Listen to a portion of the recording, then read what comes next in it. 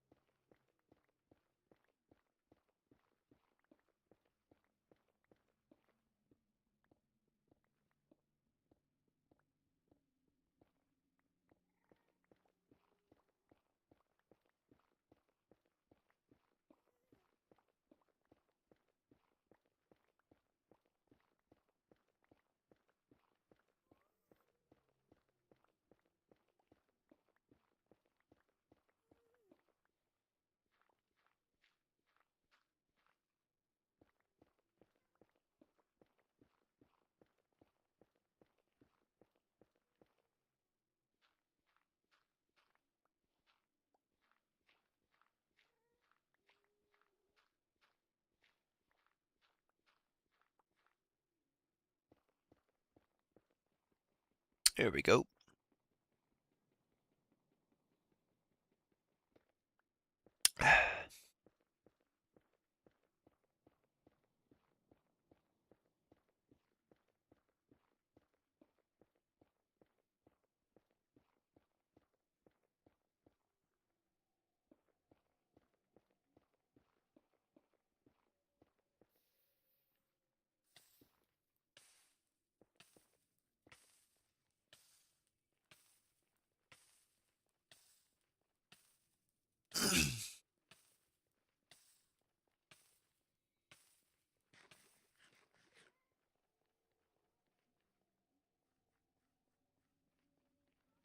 Kick bounties.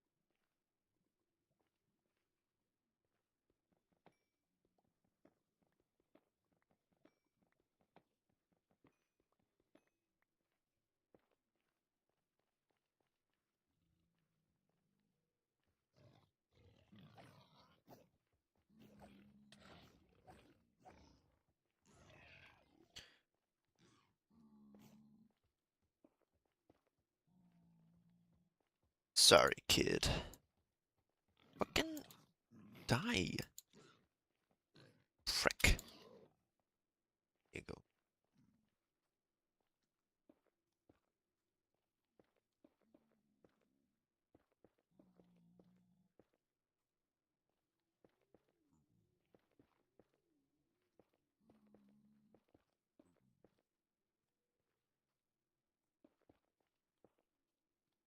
Get out of my staircase.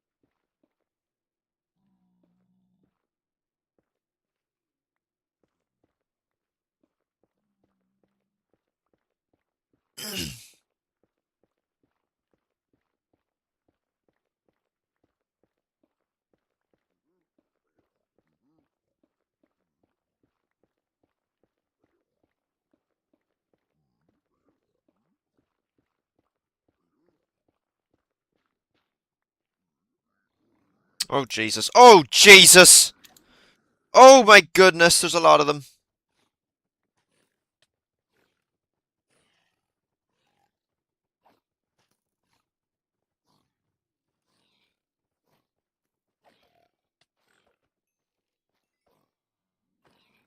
Jesus Christ. Fucking hell.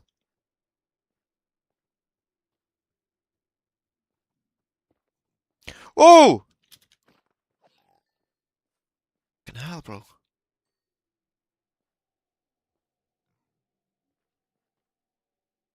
No, it's right above me.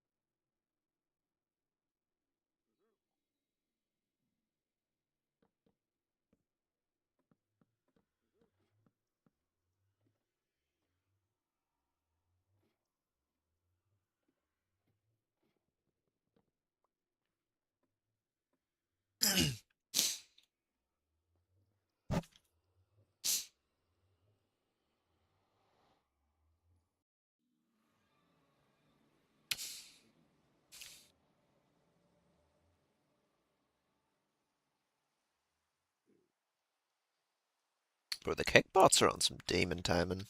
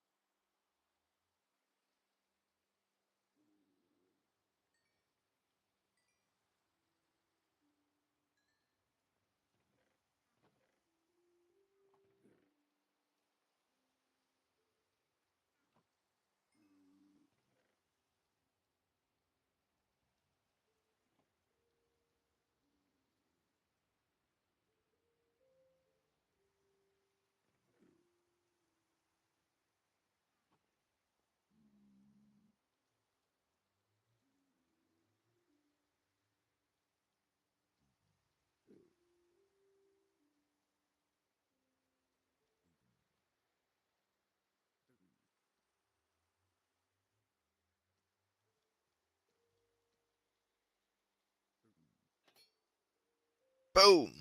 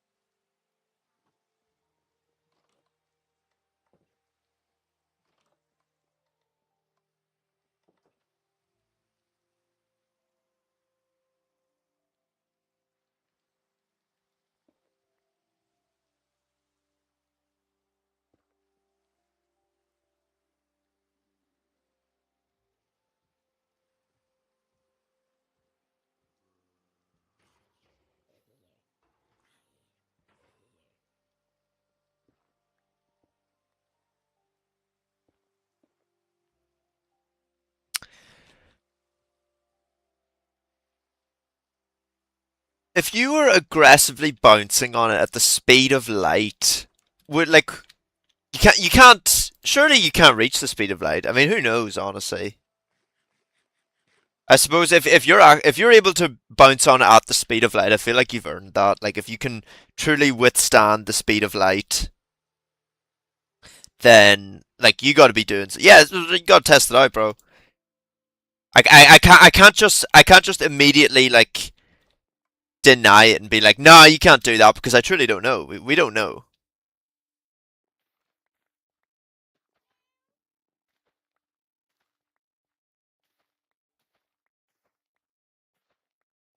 But how are you doing, Zombie Slayer, my boy? It's lovely to see you. Well, I will both be. No, we'll both be coming. Let's be like, if you're coming, then I'm gonna come with you. I will both be coming. At the end of the day, let's be honest. We'll be coming. We'll be coming round the mountain when she comes. All right, and I'll be coming a lot.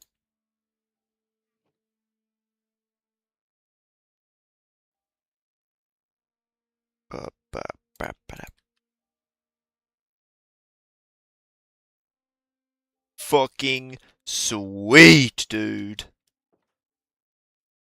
But how are you doing, boy? How are you? Like, have you been having a nice day, a nice night?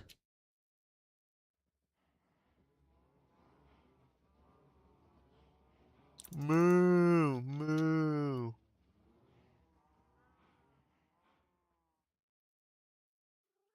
Because I'm having a pretty nice morning already. Well, it's actually 1 p.m., so it's not morning anymore, but I'm having a nice little day. Er,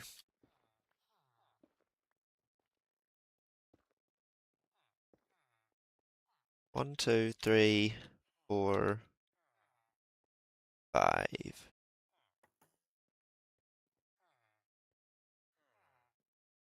Here, you guys start fucking.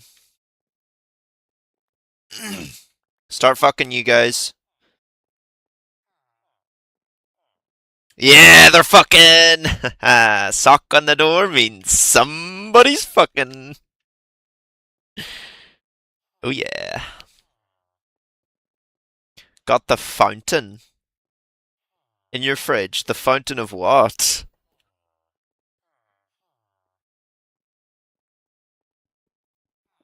Or do you just mean like the fountain of youth and it's like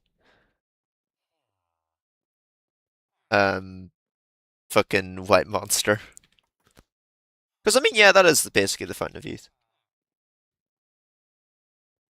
Jesus, these guys are taking a long time to fuck.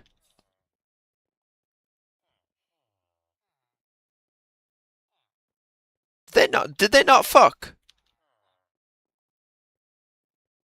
Wait, sorry. There's 1, 2, 3, 4, 5. Yeah, there's 5. Did they seriously fail to fuck? And I have to feed these fat bastards more bread now. Such a lazy fucking village. I swear to God. They don't even fuck anymore. Alright, you guys fucking here. Eat that bread and fuck.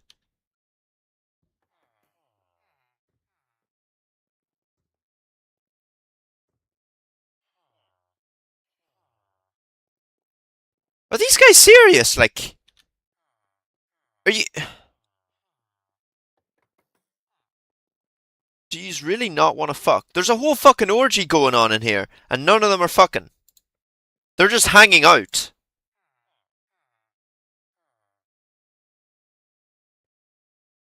Fuck you guys. Eat the bread and fuck.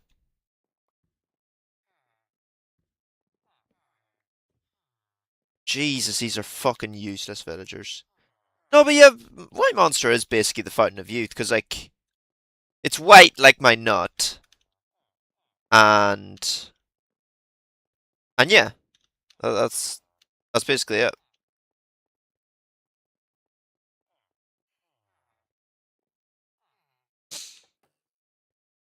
Look, these guys are like... These guys are actually joking. Just fuck! It... Is the YouTube title different? Is it not the same on everything?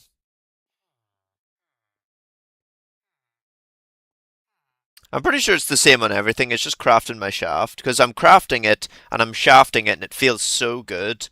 It feels excellent. These are some fucking useless villagers, hey. Fuck off, the lot of yous. Fucking don't need yous. Yeah, no, it's the same.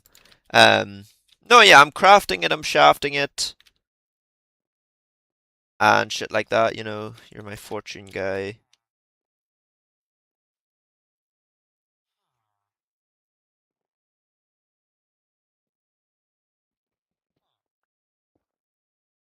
But you're nobody yet, so.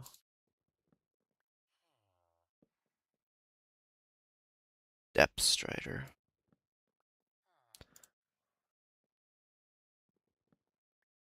I don't know how I'm like how I always have fun at this part, or I get like so dedicated to this part of just making fucking villagers and like getting enchants. This is the most boring part of playing Minecraft. If like even if you do this shit. And I don't know why I just insist on doing it every time I play. And like it gets so bad to the point where I eventually will just lose interest in it. Or I'll like die and lose all my stuff. Well, I actually did that already, but for once I actually came back to it instead of just quitting. I actually loaded it back up and just got all my stuff back. Well, it all despawned, but like I made it all back.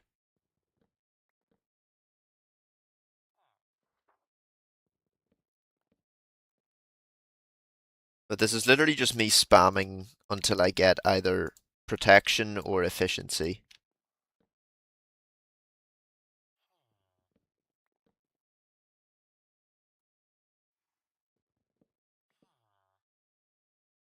Uh,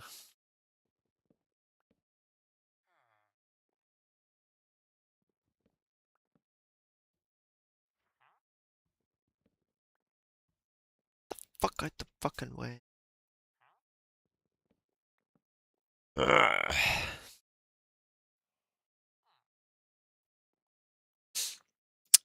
So yesterday I went and watched with my friends the Mario Galaxy movie because it like just came out yesterday. And I don't know, like have you seen it yet, or are you planning on seeing it at all? Or are you just like not really interested? Tell me your thoughts on it. Um, do you want like do you want spoilers, or do you want spoiler free, or do you want me to just sort of tell you like what I thought of it?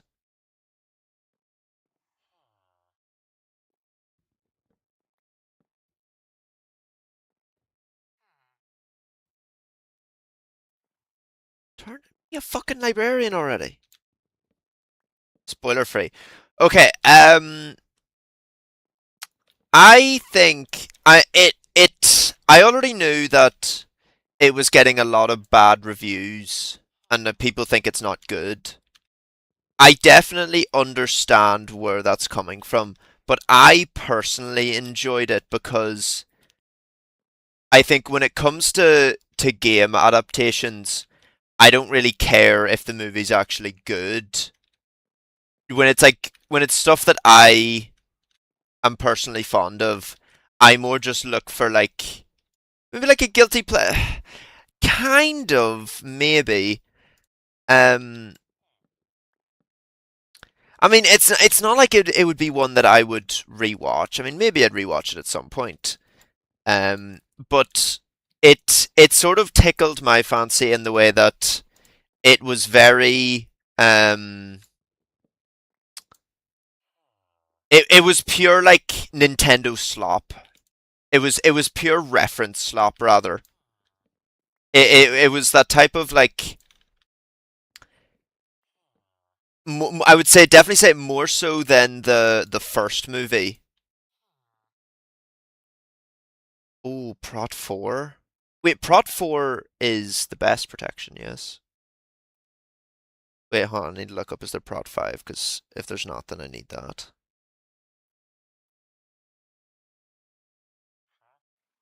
Protection 5. No, there's no protection 5. Yes, that is very much what a lot of the movie is. And I think I definitely understand the complaint that a lot of people are having, which is that that type of stuff takes away from the actual plot of the movie. And I definitely I see that like I see that in the thing throughout the whole movie. It's they do more of a job of referencing Nintendo stuff and Mario stuff and having these little background characters and such rather than actually establishing characters and like giving them a proper story. Um and like the what else? I think it was fun. It was definitely fun to watch. And that's not to say it had absolutely zero depth. It definitely had its cool moments. It had its sort of like, whoa, that's cool. Like but I'd say the first one was definitely better because it was more establishing. No, its story. It definitely has a story. It has a story for sure.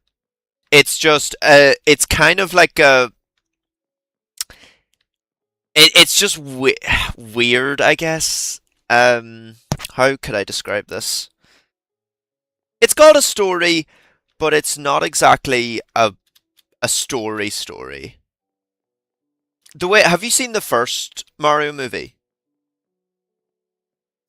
What am I looking for? Have you seen the first? Oh, pardon me. The first Mario movie.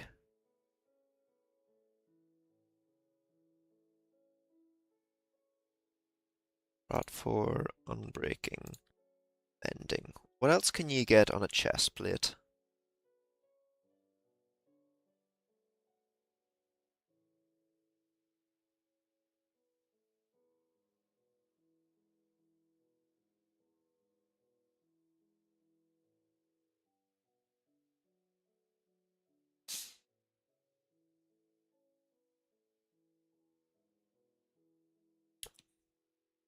Yes, that is, I think, a very good description of it.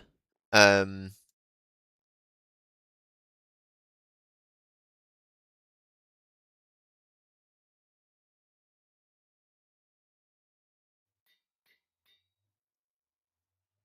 you have not seen the first one. Do you want me to?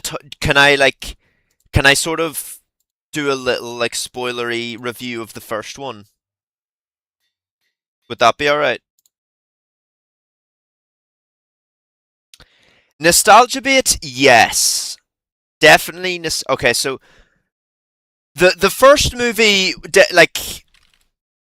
did a better job for storytelling because it was sort of given the Mario Brothers, like a backstory, sort of where they came from, what they're doing, and like, oh, they're these plumbers, and then they're flung into the Mushroom Kingdom, and it's like, they gotta help the princess and shit like that, and then like eventually find their way home. Whereas this one was just very like, it's like Mario Brothers, you got to do this, and there's this stuff happening, and it's just very like it's like them going from point A to point B, and just it's full of like nostalgia bait and reference slop the whole time.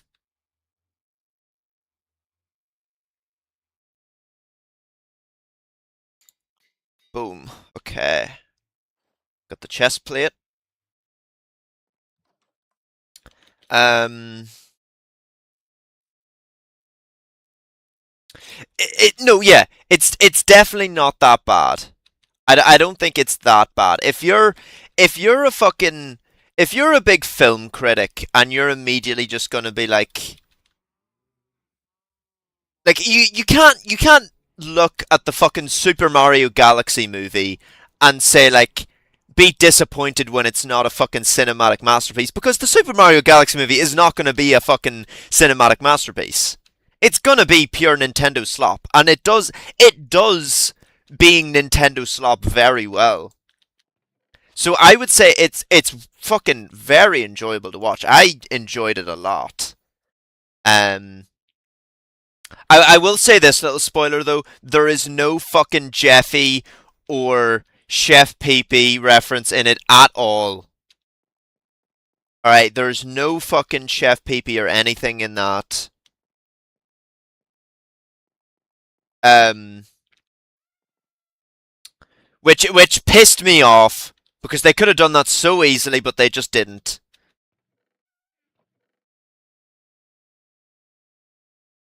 But it's not a bad movie, and it's definitely worth the watch, especially because they're sort of doing this whole Nintendo universe, and like there'll be more movies to come, and there'll probably be more Mario movies, and stuff like that. So like it'll be fun to watch. And this one is good to watch for establishing characters. Like it just establishing them in the verse, in the universe, but not really giving them much of an explanation or much of a an arc.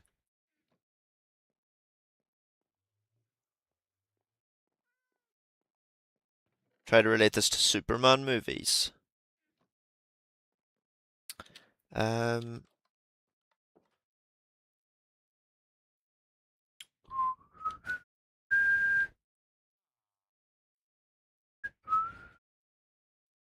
if you're still upset at me because I fucking hit you the other day, alright, you're not good.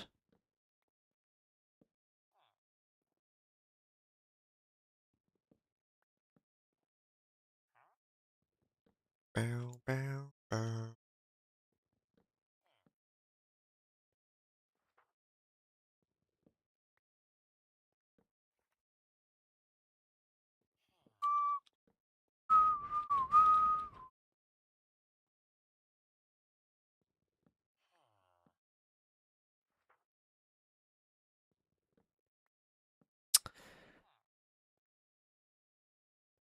No, I wouldn't say it's like that. The characters that are in it, like they do like they apply to the film. They do stuff in it. Basically, every character that shows up in it, every major character, not all the fucking like, not all like the background characters. Hey, some guy just followed on Kick. That's cool. Um, all of the characters who are in it do something in it.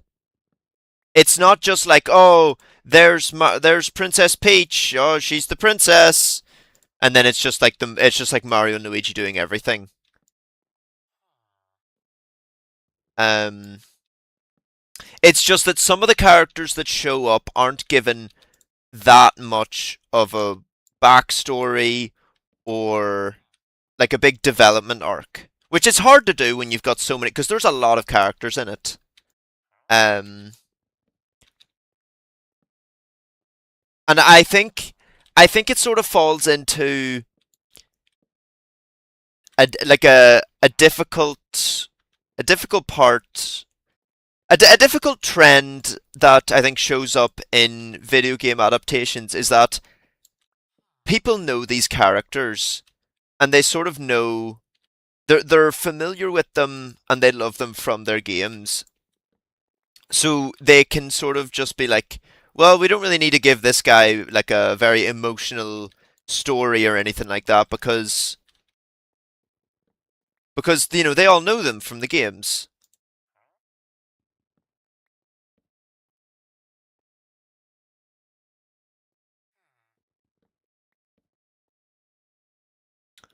I mean, hey, it's like you already can't pirate the fucking. Hey, they can't fucking stop me from pirating the movies. All right. As much as they want to, like they can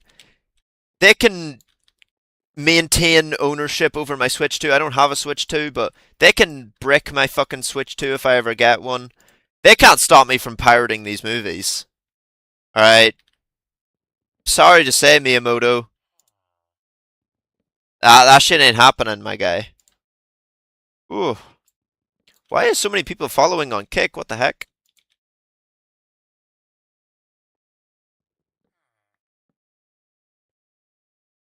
It's like bots as well.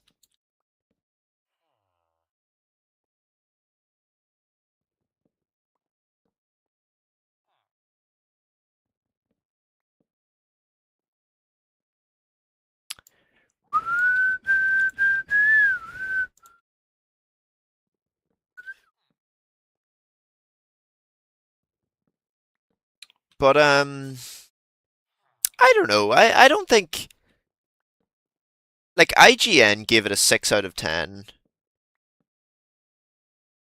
Like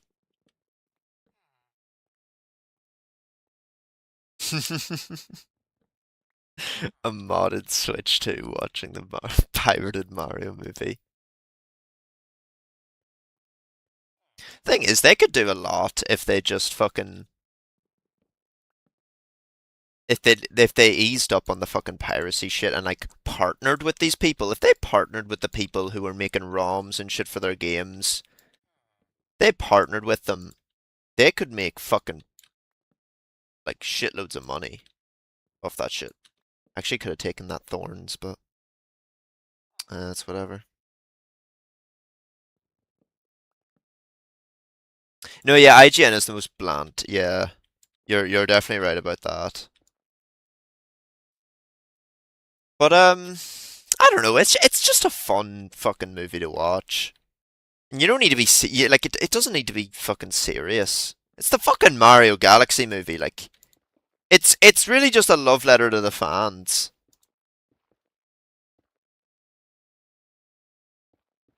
No, yeah, and it's a fun thing to watch. If you like Mario and you like Nintendo, you're gonna have fun watching this. Like without a doubt, you're gonna have fun watching this. That's like a guarantee. It is just fun. It like there's lots of fun to be had when watching it.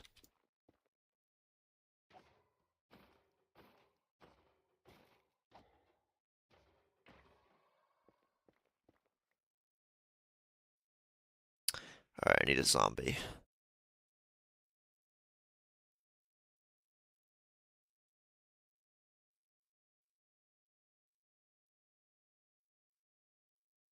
I would like to see more deeper stories, and I'm hoping to see that in the Legend of Zelda movie that's coming out. I would love to see it definitely take on a more serious and like deeper emotional sort of vibe. But and like just for future movies, I think they could definitely do this fun little the way like Avengers, all those movies, eventually built up to the Avengers. I think they could easily do that to like build up a Smash Brothers movie, and it would be like amazing. It would be such a cool thing to see, and they'd be able to do it so easily. So like if they don't do something like that, they're fucking doing it wrong. Because it just makes them money.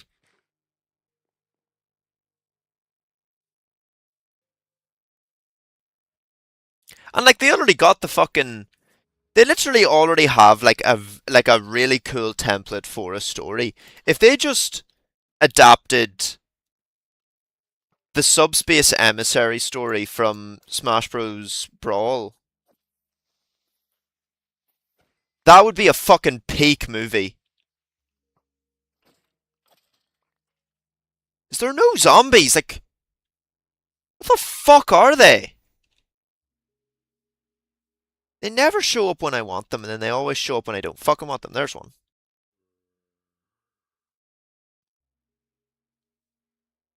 It is a very colourful movie.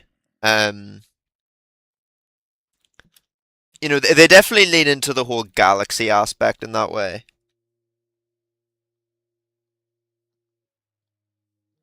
Um, but one thing they don't do very well is actually making it a Mario Galaxy movie. It could very well have just been called the Super Mario Movie 2, and it would work just as well. Whereas with the fucking title of Mario Galaxy, you expect it to be a bit more galaxy centered, but it's not. Like it very well is just an ordinary sequel to the first film.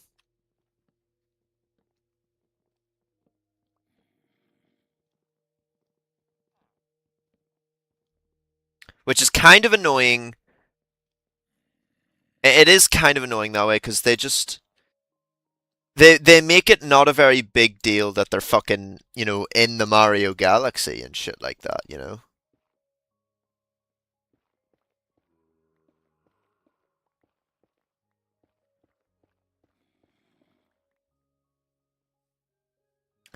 I always feel somebody.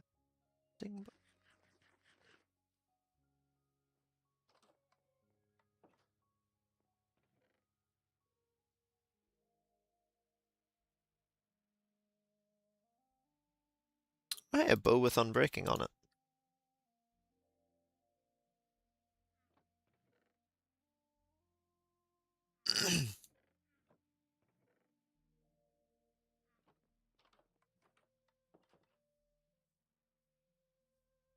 It's a very colorful movie. But I don't think that's a bad thing. I think it's cool that way. No, no, no, no!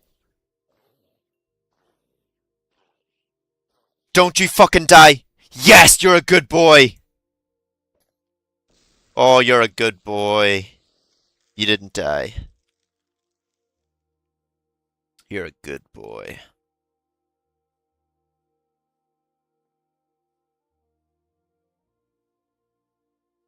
Who's watching? What? Is that a zombie villager?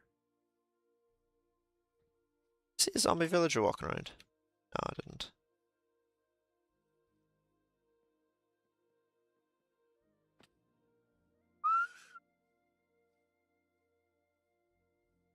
It's just a good. It's like it's just good. All right, just like, watch the fucking movie. It's a good movie.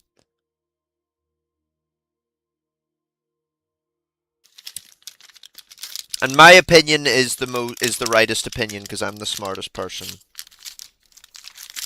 All right. My opinion is law. And if you disagree, you're gay. That's how it works.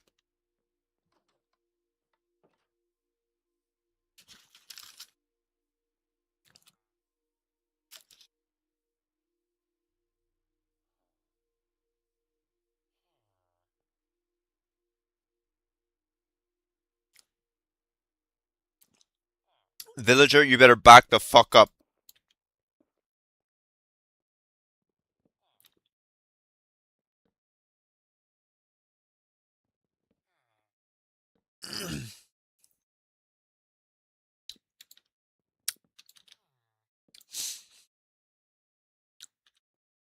I'm gay for dudes.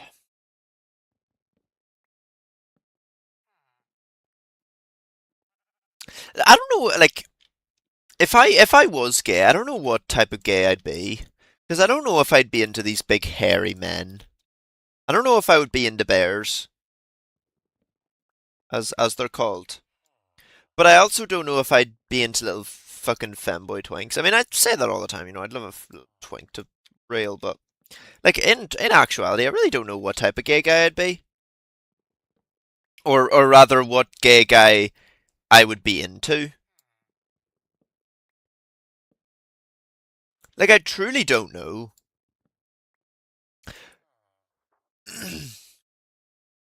No, yeah, Henry Cavill, like Henry Cavill's just like the fuck, like Henry Cavill, Ryan Reynolds, they're just like the fucking basic.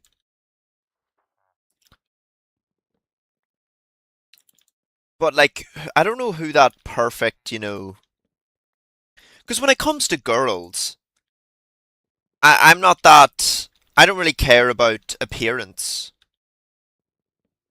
There's really I have no big preference when it comes to girls.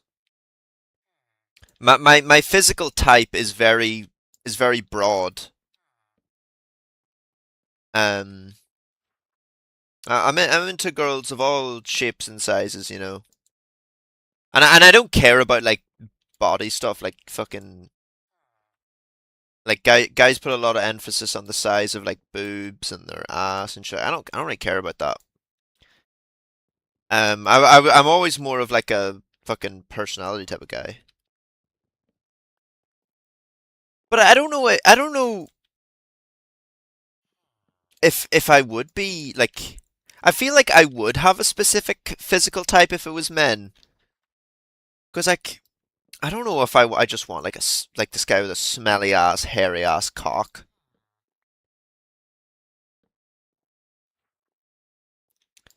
Like I just don't know. Honestly, I truly could not tell you. A silver fox. What does silver fox mean? Is that a person or is that a like a gay type like a bear or an otter?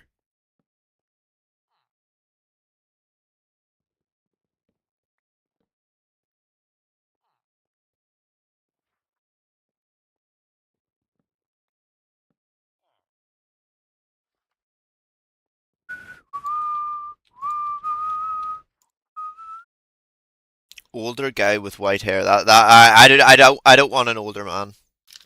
I want a guy who's my age. I wouldn't mind an older woman, but I definitely wouldn't want an older man.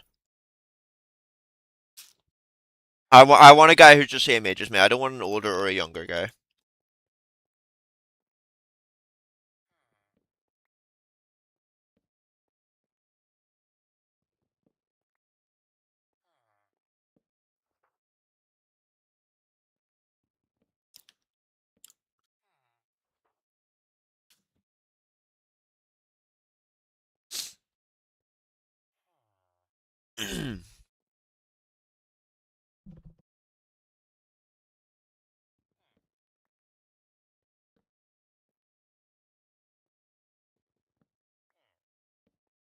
And see, the thing is, there's not enough gay guys where I'm from. There's not enough gay guys. I know like I know like two gay guys where I'm from, and I know like a girl who's bisexual, and that's about it.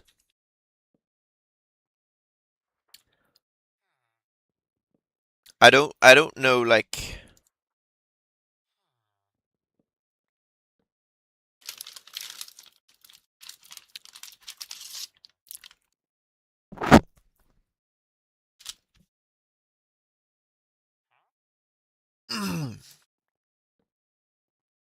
I don't know if there'd ever be a point where I'd be into a dude.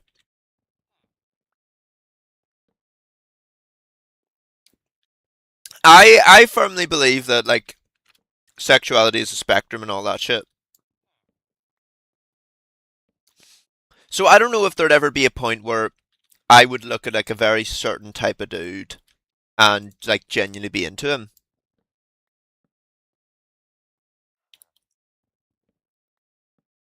or shit like that.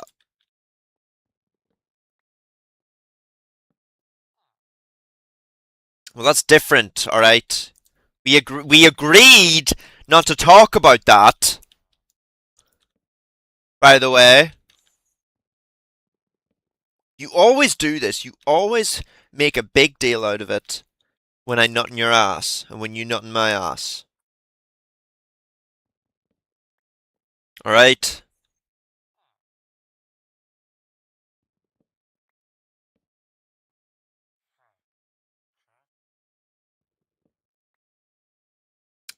We record. That's for us and only us to watch. We agreed on that as well, and we agreed not to talk about that either. By the way,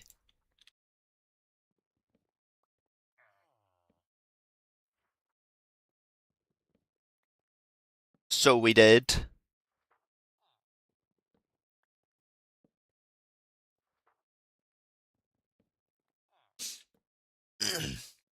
Don't say that. You are special to me. That's not what I'm saying, alright?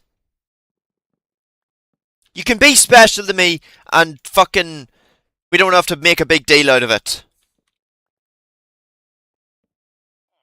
Alright, don't be gay. I'm not gay, bro.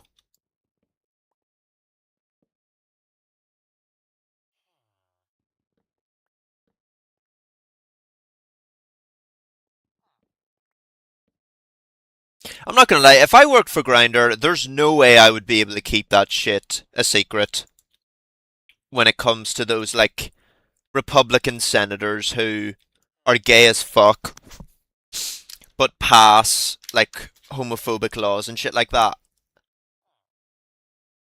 I would be outing them immediately. I don't mind getting fired or sued for that shit. I would be outing them immediately. There's no way I would be able to keep that shit. A secret.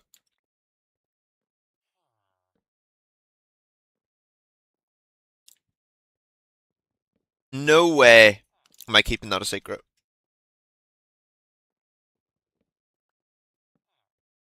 And like, I truly don't care. Yes, efficiency. Okay. 64 emeralds. Holy fuck.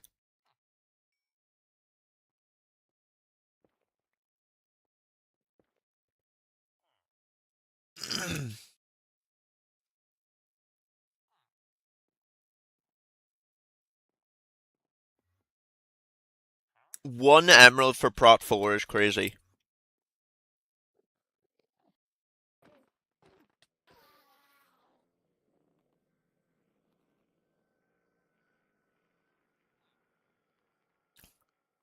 Bad. Alright, take your time. I'm just munching on some cookies right now.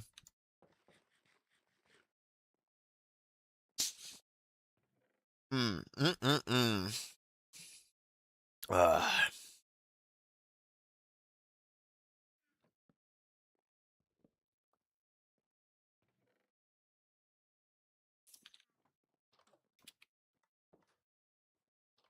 Need a fermented spider eye. The water bottle. Let me get 3 water bottles.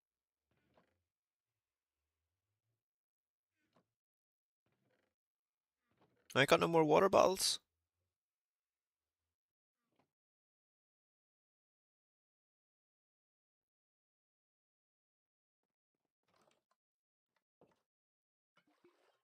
It's my chimichanga stand.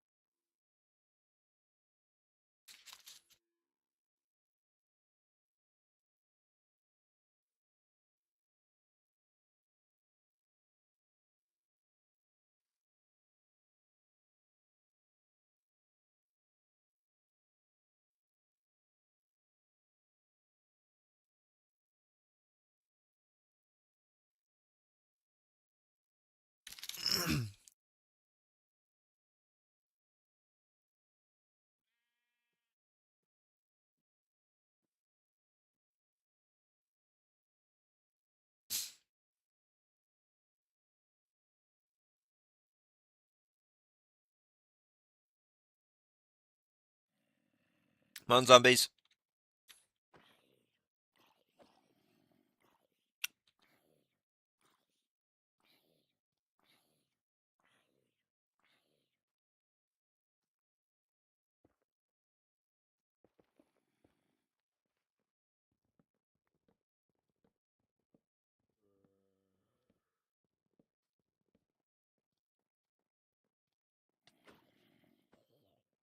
Oh, you're fucking taking the piss.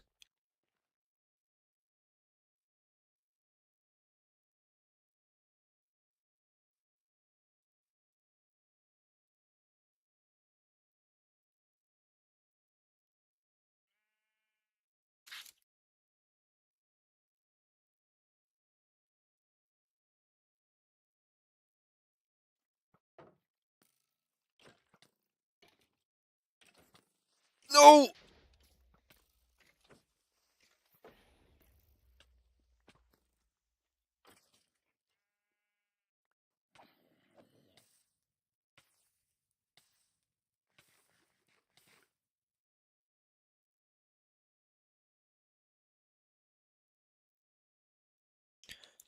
Zombies anywhere.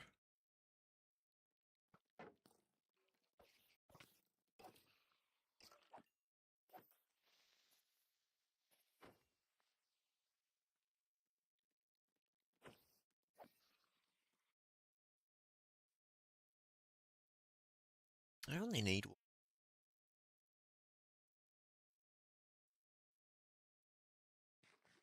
There you are. Come on.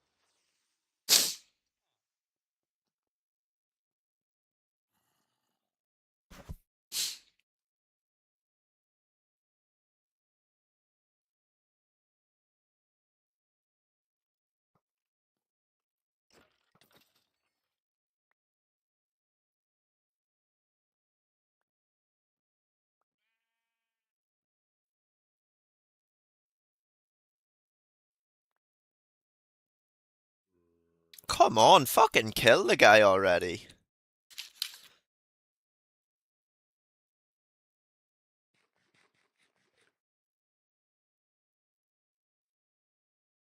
There you go.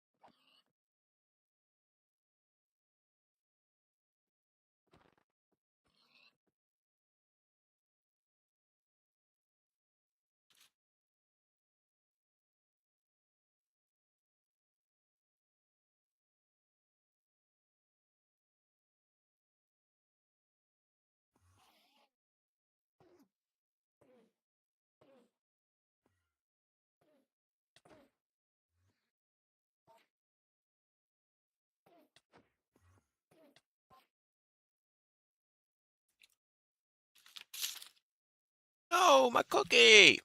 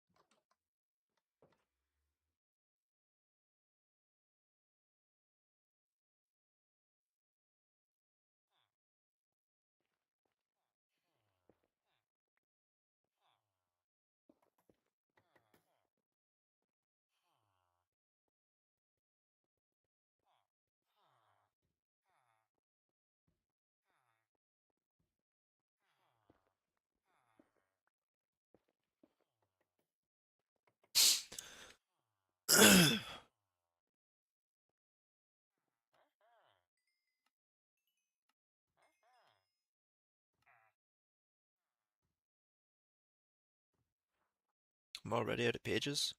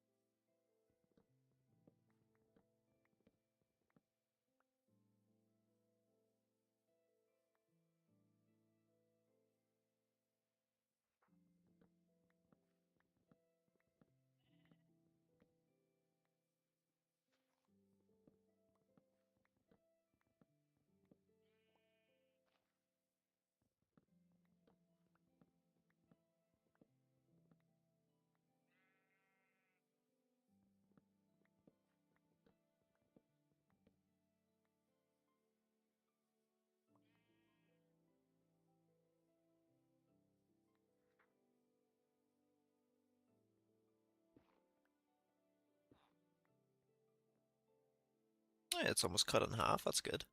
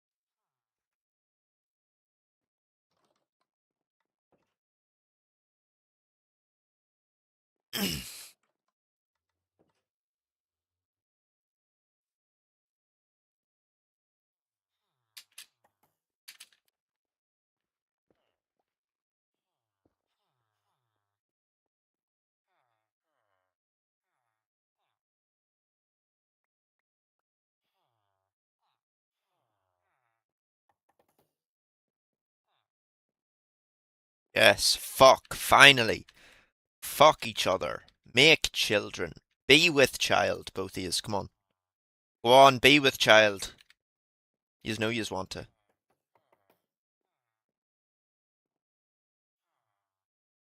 Why aren't yous being with child? There's enough fucking beds. Beds for all of yous.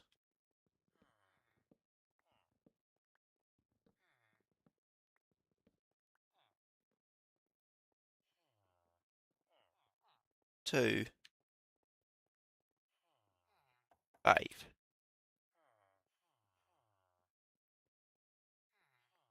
Like apples?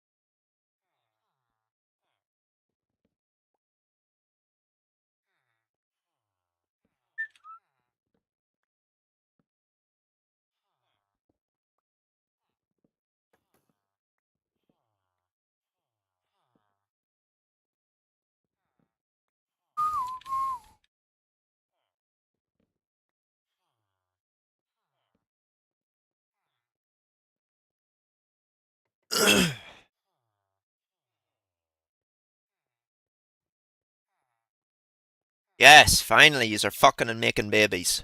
Goodbyes. A lot of yous goodbyes. You're good man.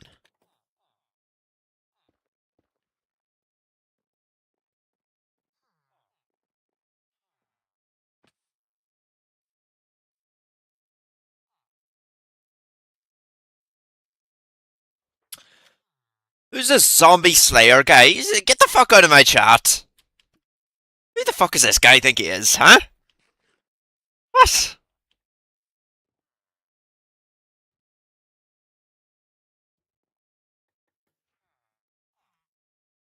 No, no, please don't ban me. Please don't ban me. Please, please, please, moderator. Please. Moderator, I'm sorry, I'm sorry, I'm sorry. No, I'm not. No, no. Don't. Please, please, please, please, please. I'm not. God, I'm sorry. I'm sorry. Just please don't ban me. Efficiency 5. Oh, yeah. Where'd you walk to?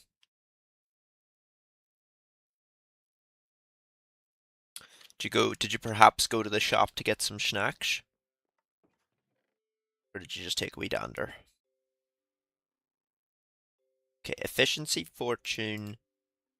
Let's see, is there any other pickaxe enchantments? Pickaxe enchantments. Efficiency, unbreaking, mending, fortune. See, unbreaking. Fortune. Yes, okay.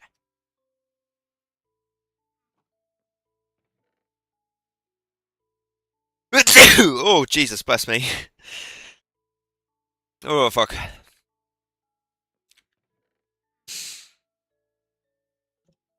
Oh, you got stuck on red fire. Fuck.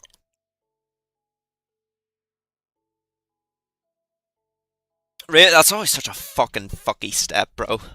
It's possible solo, but it's so fucking like You have to be perfect in like the movement and shit like that. If you're not completely fucking perfect when throwing that shit and hitting the button at the right time, then you just get fucked over. I know you'll be able to beat it one day, Zombie Slayer. I know you will. Alright. Just don't let adversity bring you down. Origins fighting back is because it feels threatened by you. Alright, so it knows you can do it, so it's trying to stop you. You just gotta show it that you're gonna fuck it in the ass. Alright.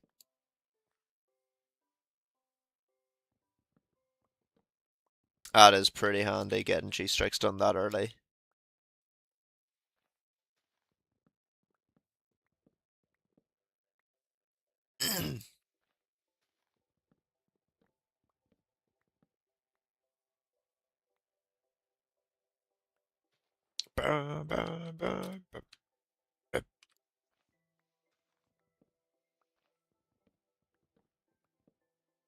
You can't put fortune on a pickaxe, can you?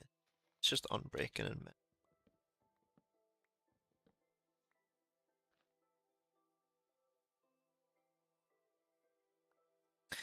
getting the ice staff done by round 4 requires a lot of luck though. Because you need to get like the perfect amount of points. And then you need to get round 4 snow and you need to get lucky with your dig spots as well. Getting the ice staff by round 4 is quite a difficult thing to do.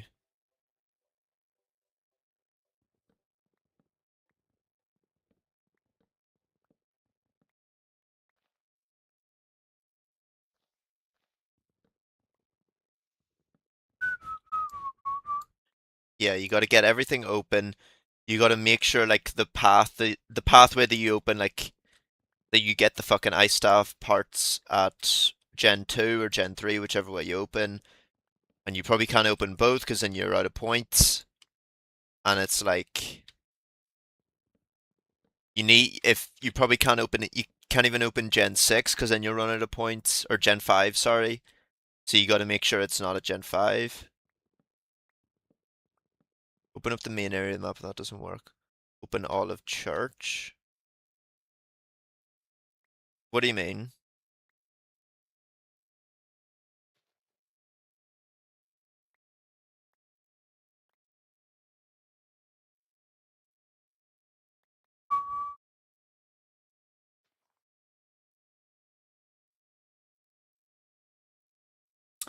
No, because it's the church dig sites have a different ice staff part. The church dig sites have the top part. The Gen 5 ones have the middle. So it's not really about the amount of dig spots. It's about making sure you get the part. Because you can't get the middle part from the church. You can only get it from Gen 5 is the thing.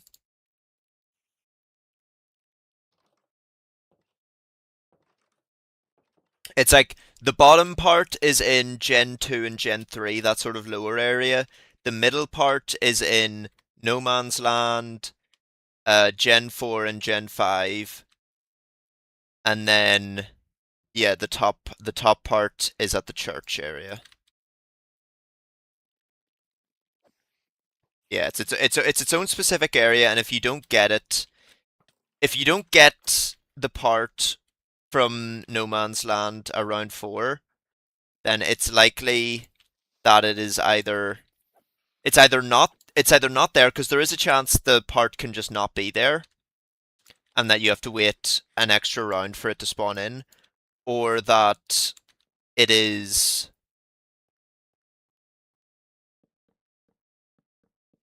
um this guy's gonna get murdered in the dark.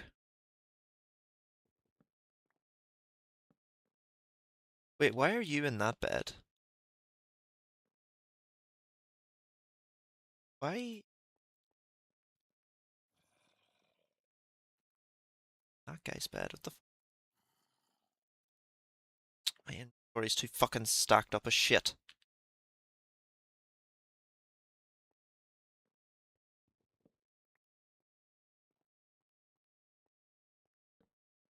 This guy.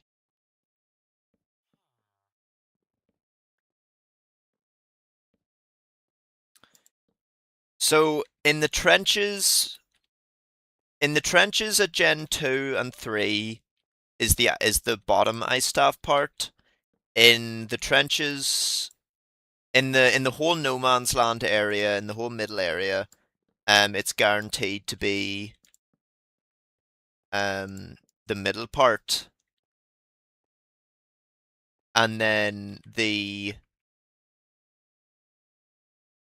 and that's also with Gen 5, like the Gen 5 and Gen 4 area. Basically that whole big middle area and also the trenches around the no man's land that sort of lead up to the church but are not actually at the church. Those are also middle part. And yeah.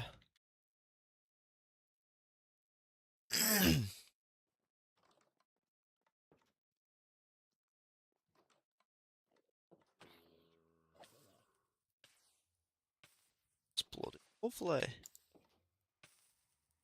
Fucking fuck you.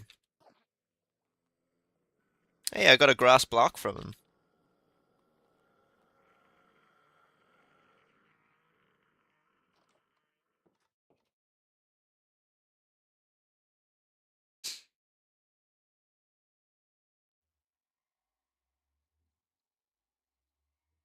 Church is the last part. Basically, after you open up the church door, the first door to get to the footstep and open up the tank, all of that is the top part. All of that is the last part.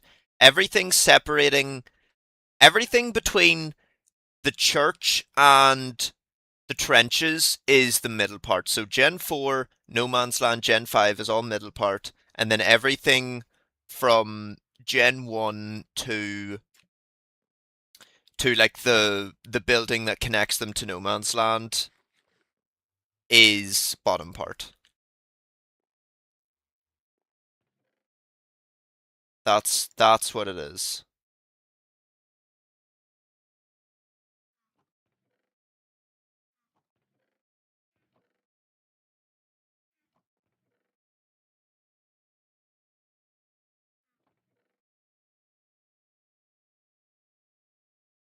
Jerks that said you are what you eat.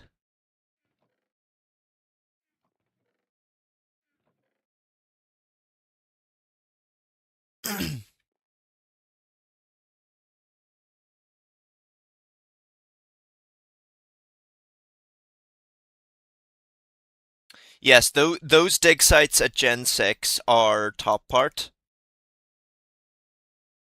Those dig sites are top part.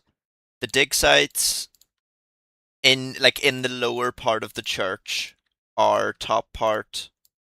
Um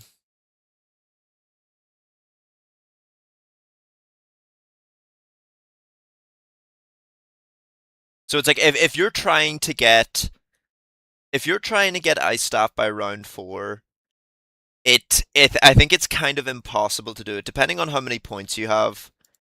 If you don't get it when you open up No Man's Land, if you don't get the middle part, and instead you have to open up if you have to open up the if you have to open up Gen 5 to get the middle part, I think it makes it much more difficult or it makes it impossible to get the staff part by round 4, or just to get the staff. Get about 8k. See, that probably would do it.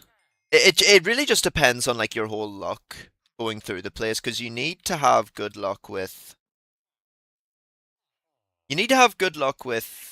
like all of your parts, which is very difficult to get.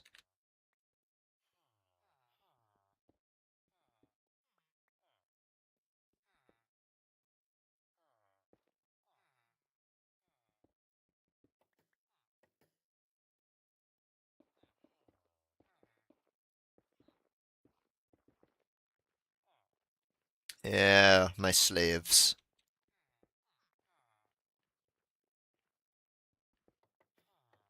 My slaves. Oh yeah.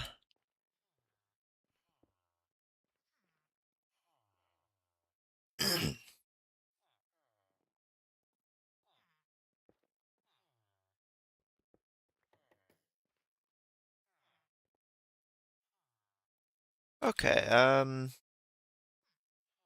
how do you make a Fletcher's table? You need wood and string, isn't it?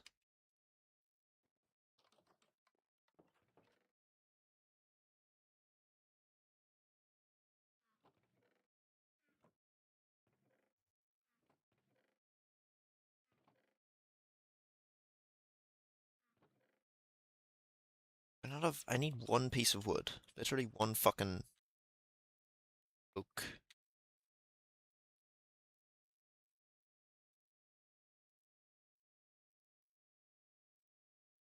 Yeah, because if you don't get it at Gen 4 or anything like that, it's most likely that it's at Gen 5. Or it can be, or I guess I already said this, but it can be that it's just not there. Like it can just not be in the world yet. That is something that can happen quite often, which is just another thing that like ruin your luck.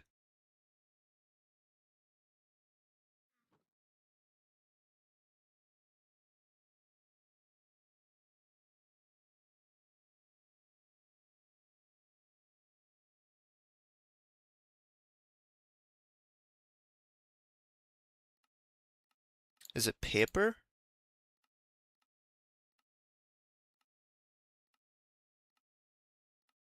Oh, it's flint. Okay.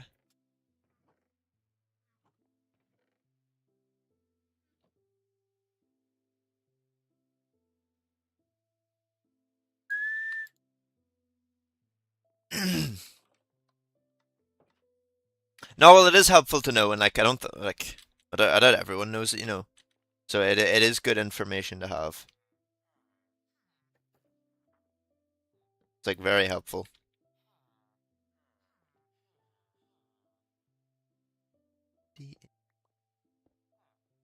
Sorry, buddy, but your room is getting cut off by a layer.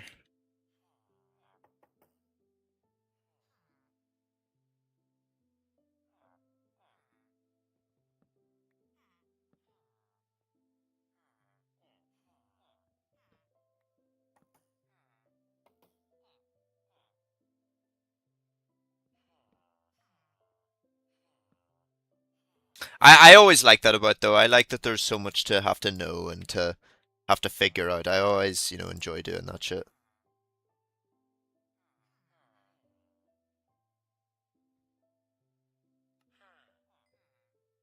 Thank you.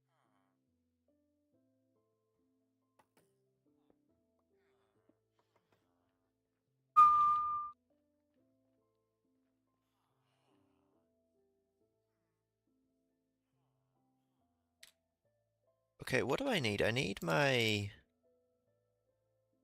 What books do I not have for my pickaxe?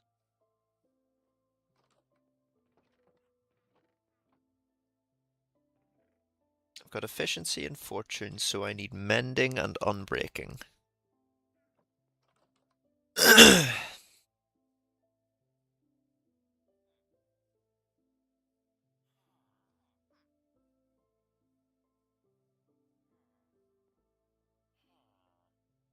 That is actually a very handy thing to do. Oh, Aqua Affinity. Wait, hang on. Aqua Affinity 2.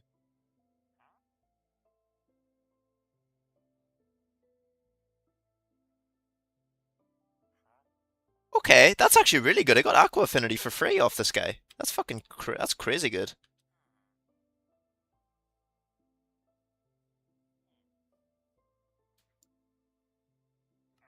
Mending.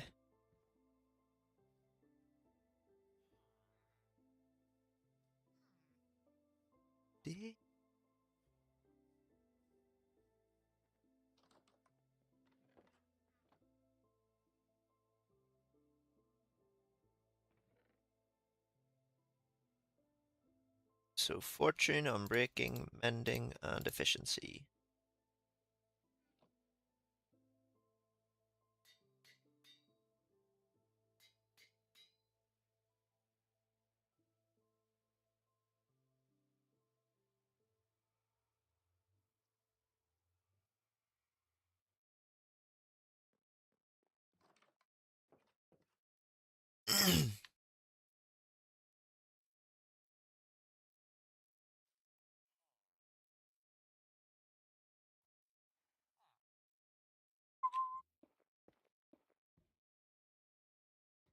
Fucking here.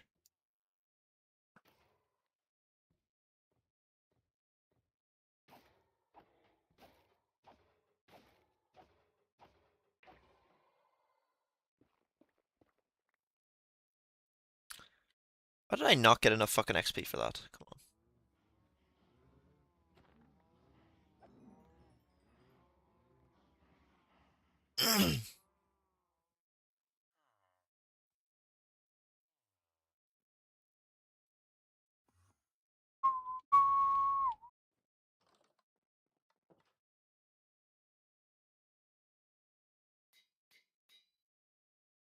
13, and then I get my perfect pickaxe.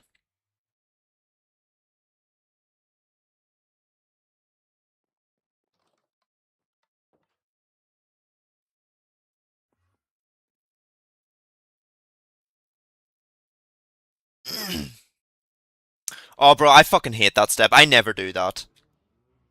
That's probably one of the reasons why I just always play Black Ops 2 now, is just so I can cheese that step. There is now a Black Ops 3 method for doing that, but it involves using a gobble gum. So it's sort of like bleh. But like, I just fucking hate that step. That step. Fucking hate it.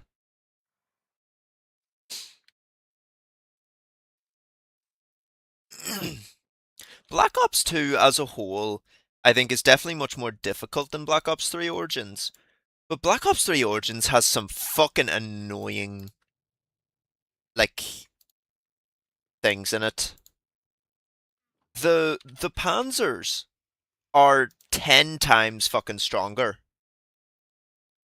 Panzers are 10 times, or not, like, not stronger, but like more durable, you know. They've got like way more health. They've got way more health. And the mud is also way more fucking like debilitating.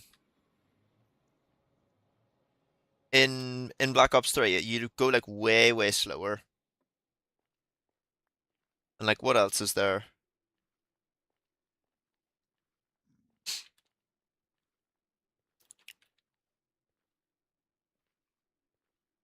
The Panzers, it's a copy paste of the NPC, but the Panzer has so much more health in Black Ops 3. It feels like a bullet sponge in Black Ops 2, but it feels way worse in Black Ops 3. Way fucking worse. Which is super annoying. I think it is the same for the DE Panzer, yeah.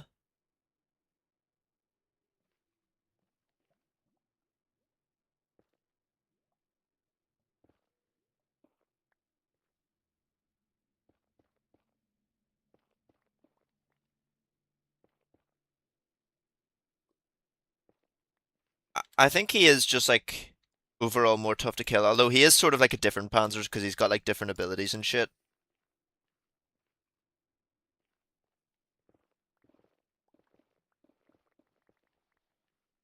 Alright, if I don't get some fucking like stuff to give me XP, I'm not gonna be able to use this pickaxe very much.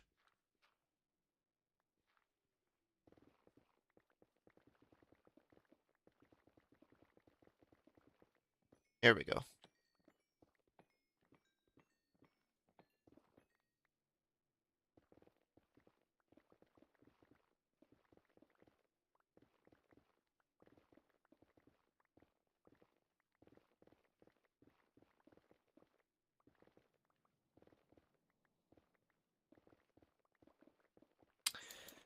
The yeah, I really can't use his pickaxe that much, or it fucking dies on me.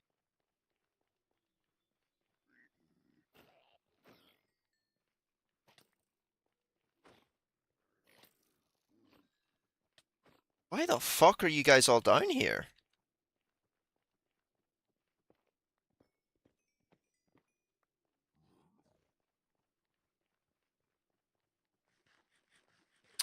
Wait, hang on. Guys, all. Let me think. Hang on. No, the Panzers in Black Ops 2 and Black Ops 3 Origins are pretty much exactly the same, except it just feels like the Black Ops 3 one is so much tougher to kill. And I guess it does go the same for the Der Eisendrache one, because the Der Eisendrache one is basically the same. It only has its shock grenades instead of the grabby thing. You know, um,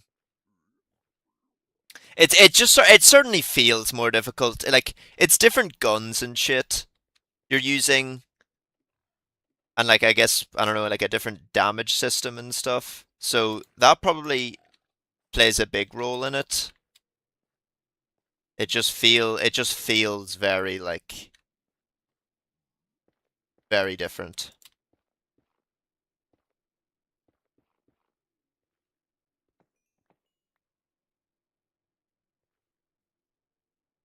Different weapons, different systems, all that shit. Like you're playing, you know, it's a different game. It's a completely different game. Like, do I have mending on this thing? Like, I guess diamond has a lot of durability, so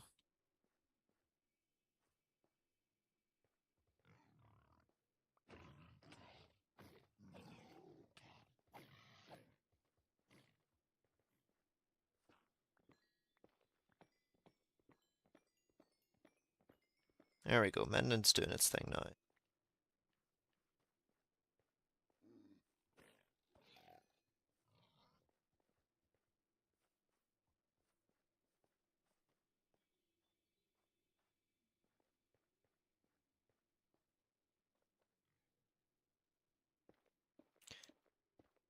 It's also another thing that's really annoying about Black Ops 3 Origins is the robots. In Black Ops 2, you just shoot it. You just shoot anywhere on the foot and it'll open.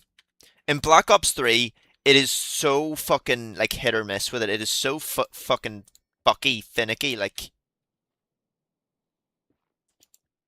you can shoot, you can fucking spray that thing and it won't open. It's very fucking. It just decides for itself when to open, and like you can't even try using the Mark II or the Boomhilda. In Black Ops 2 Origins, you can open it with the Mark II, I believe. I don't think you can at all in Black Ops 3. It's like it just doesn't open.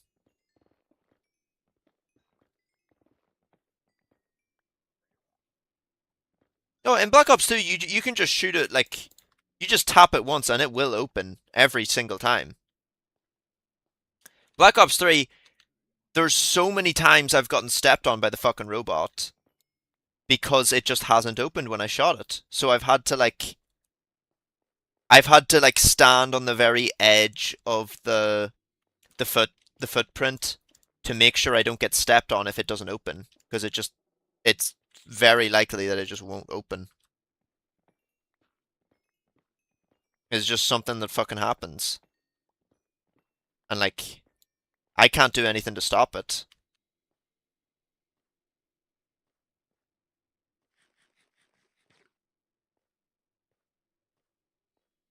Yeah, I guess yeah, that probably is maybe the best way to describe it. Like in Black Ops 2, the hitboxes are just work better.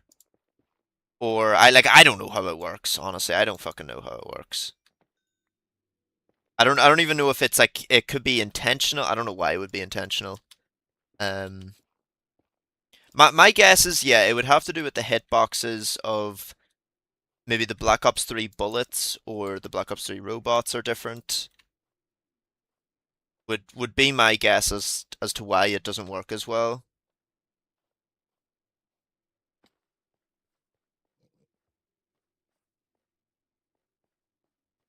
But it's just a very annoying fucking problem. How did I do a circle back to my thing?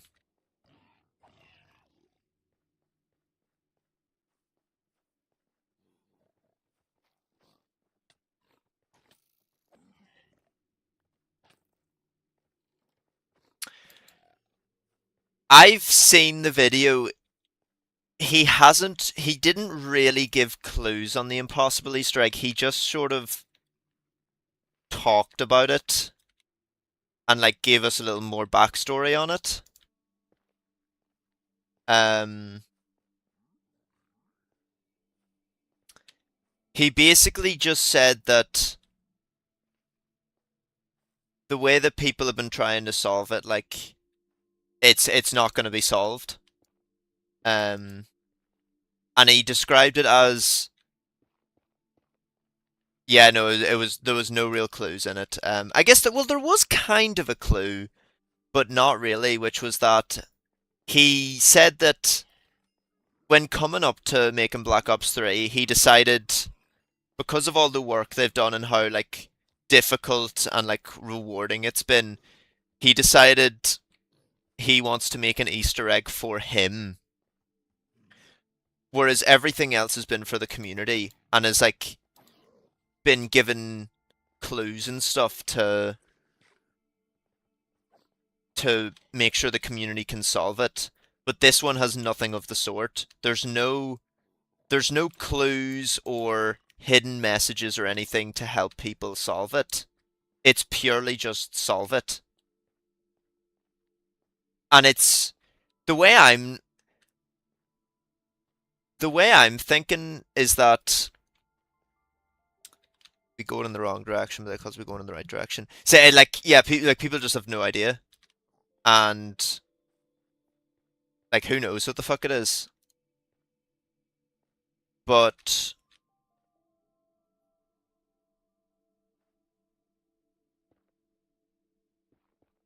he said like, look in the name, it is impossible, and he said that he hopes that it basically remains unsolved for years and years to come, even after people have like, even after he's passed away, after like, for something for the community to really remember, is this like thing, like to always be looking for, that it like truly is impossible.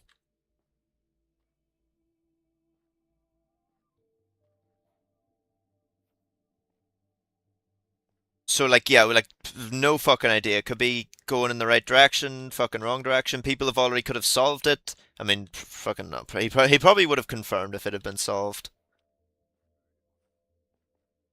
But no, there's just been nothing of the sort. And the way I'm interpreting it is that everyone is treating it like it's a zombies Easter egg, like the way people solve the ciphers and stuff. They, whereas it's not, like it's probably has nothing to do with zombies at all. It's just in zombies. And people have even like spoken out on it. Some people who've worked on the game and said that it's not in the code. It's not even written in the code of the game or something like that. It's more likely embedded into textures and stuff, which makes it, really fucking difficult to figure out what it is.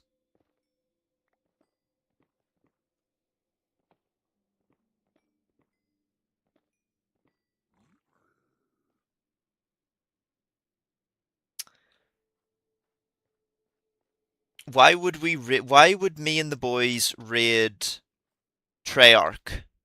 Why wouldn't why would we be raiding the Treyarch offices? I believe that. I'm pretty sure that's what someone said, that it's not even like it's not a proper just like asset in the game that someone could extract. There's no steps written into the thing the way people have been able to. Oh, fuck me, okay. It's got a spear with like fucking fire aspect on it.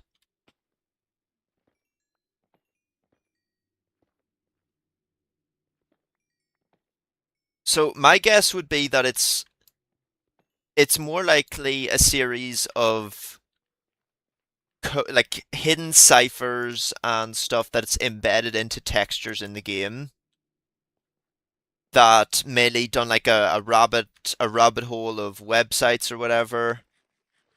Um, that I'm guessing the solving of the Easter egg will be that it's just like a little thank you letter to the whole zombies community and all that shit. Like,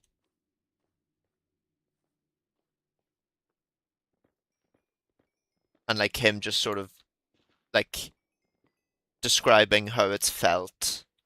That is my guess on what the if it is ever solved, what like the actual solve will look like. That people will find a letter written about just him talking about like his experiences and shit and how much it's meant to him, like a thank you note.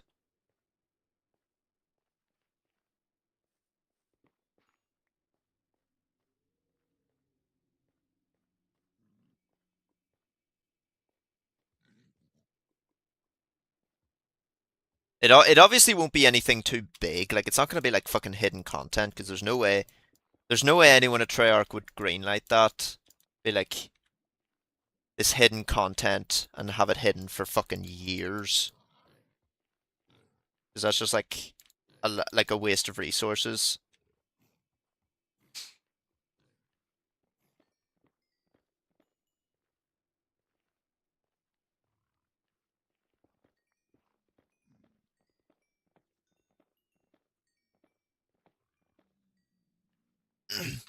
5 TVs spawn. There was also there was also this whole thing about the hypercube, which I don't remember if he actually said anything about it. He might have said that.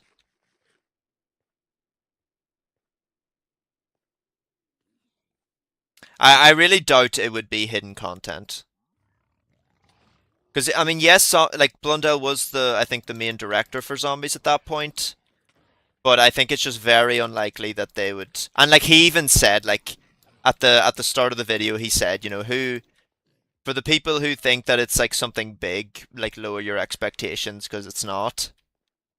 So it's definitely just something small, just like a little. It could be a little fucking like thumbs up hidden on the floor or something. Um, truly don't know. But I'm not expecting it to be anything big. I'm expecting it to be like a thank you, is really all I'm expecting. And I would be happy if that was it.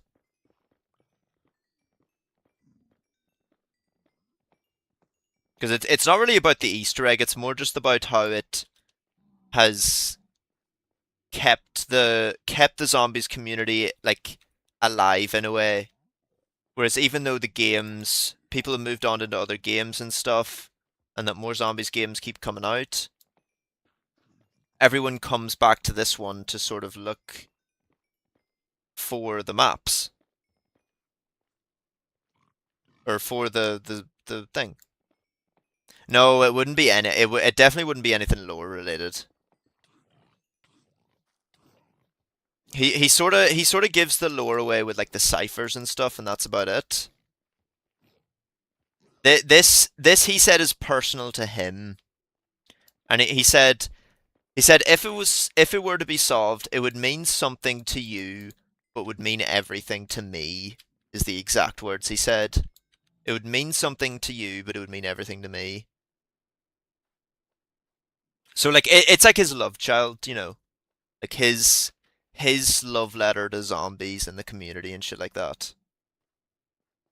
Like for him, it's not really for the community. The gift for the community is getting this, is being told about it, that there's this thing that we'll never be able to solve because it's something that only he could ever know about, and only he could ever like come up with the idea for it.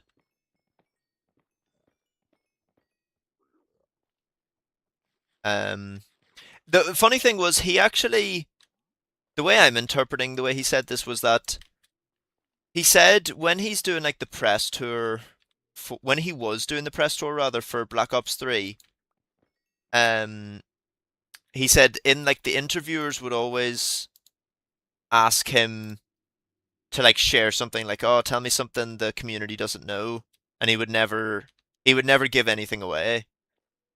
But he said he was doing this one.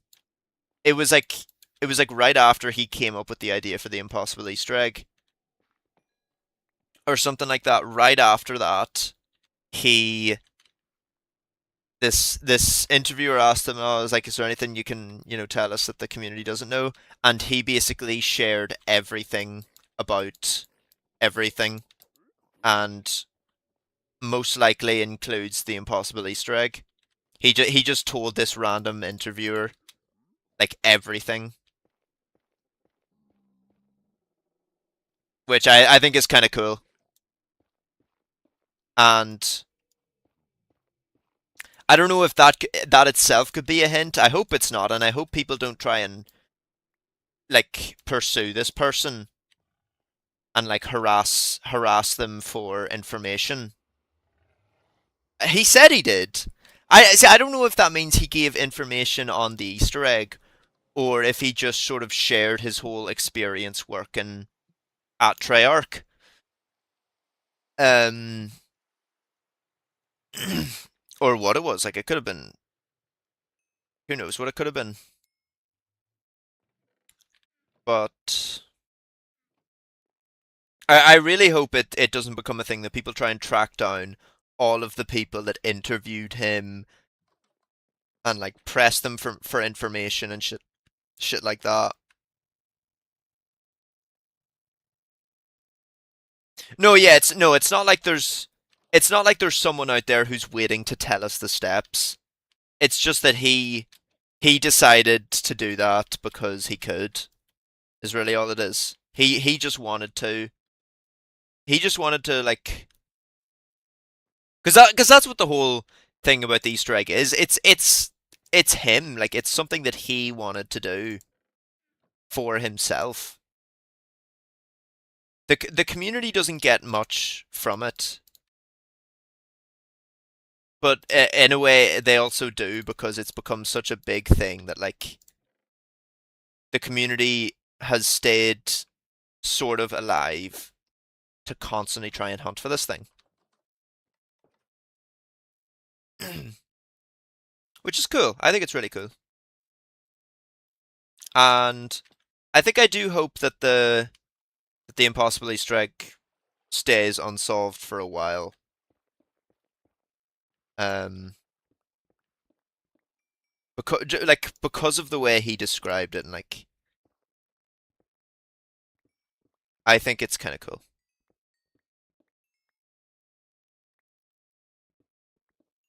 It's also just sad that this has all come after. This has all happened because him and JC Backfire were once again fired from PlayStation from Sony, I guess.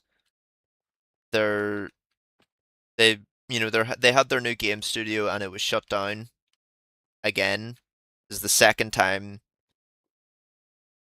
that Blundella's had a game studio that shut down, which really sucks. Ooh.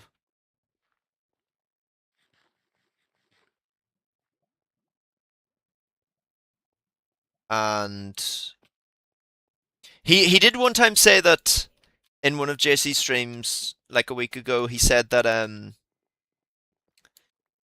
he would think about like exposing or revealing the impossible Easter egg if people funded.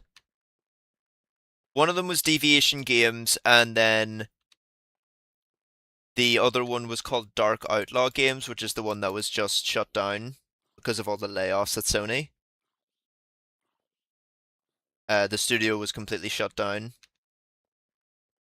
which is unfortunate. It's very unfortunate because they were barely even given a chance to get into game development. They were barely given any chance at all to show Sony what they could have done,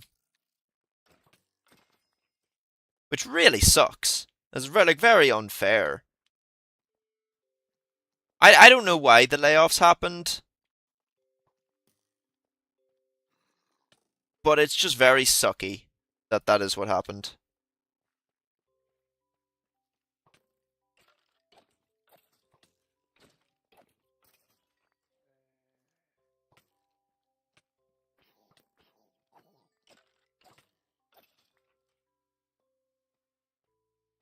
He was blinking in a weird way. I do not remember that. I'd never heard of that before. It's a step for the impossible Easter egg. Confirmed, confirmed. Knowing him probably was. It probably was a cipher. It was just like such an impossible cipher that he just wanted to fuck with people, and like he just knew like yeah, even this itself. I'm not like I'm just gonna blink like this and throw them off. You know, it's just gonna be straight up bullshit. They're not gonna get it.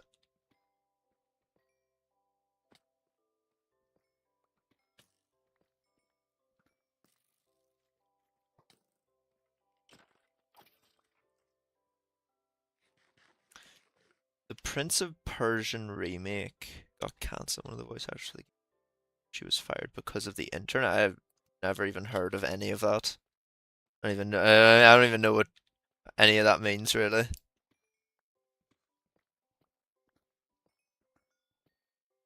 I think that happens a lot of the time is that people only discover they've gotten fired or hired because of the internet, which is funny that that information becomes public before the people involved are even told.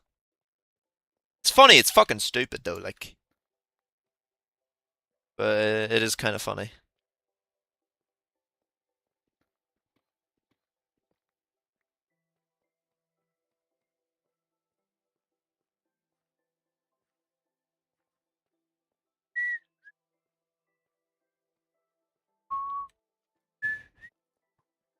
Cave system is so fucking weird. Oh, cool. I had never heard of it before.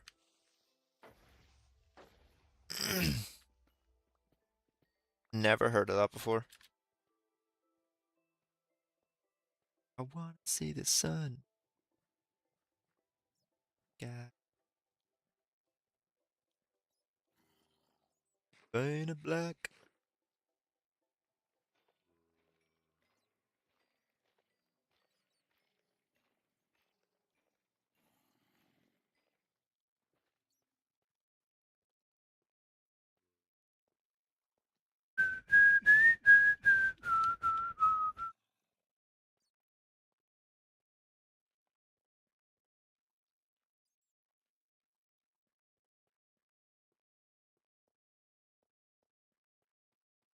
Something something I just discovered yesterday, which I fucking have loved, um, was it's these videos from this guy who I guess makes like sort of Minecraft horror stories. Um, maybe not necessarily story like horror stories, but they're just kind of like eerie and shit. And it was like the world that doesn't exist, and it was pure fucking fire. It was peak as shit.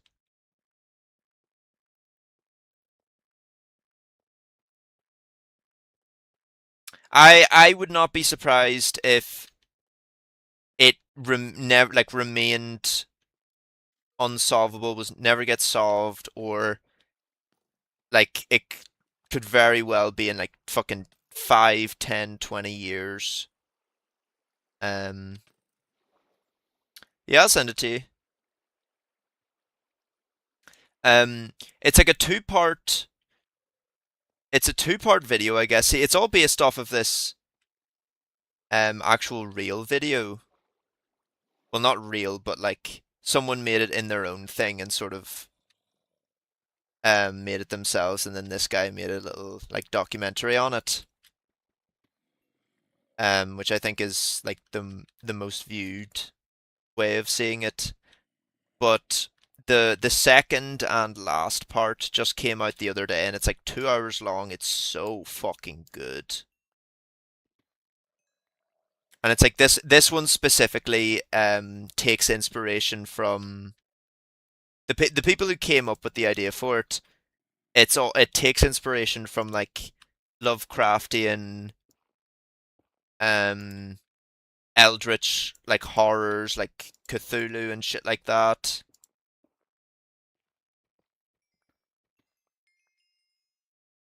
It was very cool.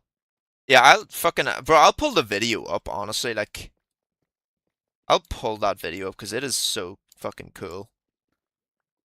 It's funny because the way I found out about it was from an edit from the video. Someone made an edit of the guy like doing something, and it was like really fucking cool.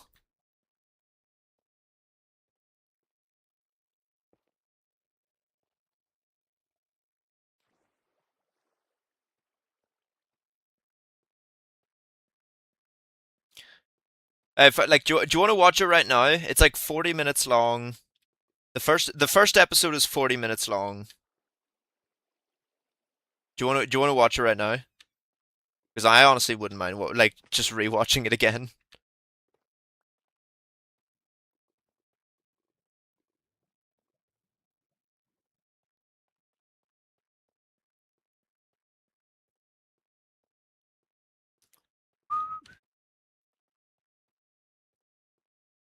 No, it's getting late. All right.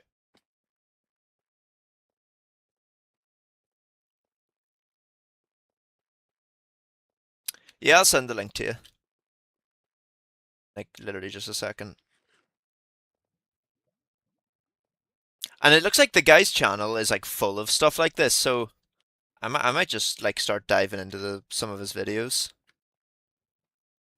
because it seems if it's all like that video, those two videos, then it's probably some fucking straight fire on this guy's channel.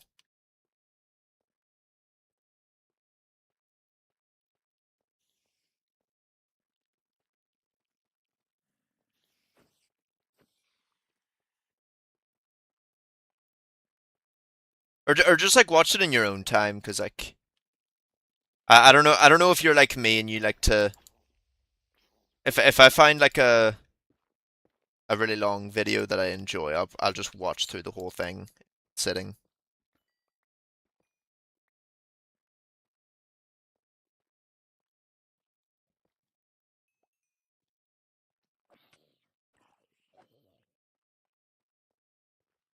All right, gonna be brave and explore this skulk.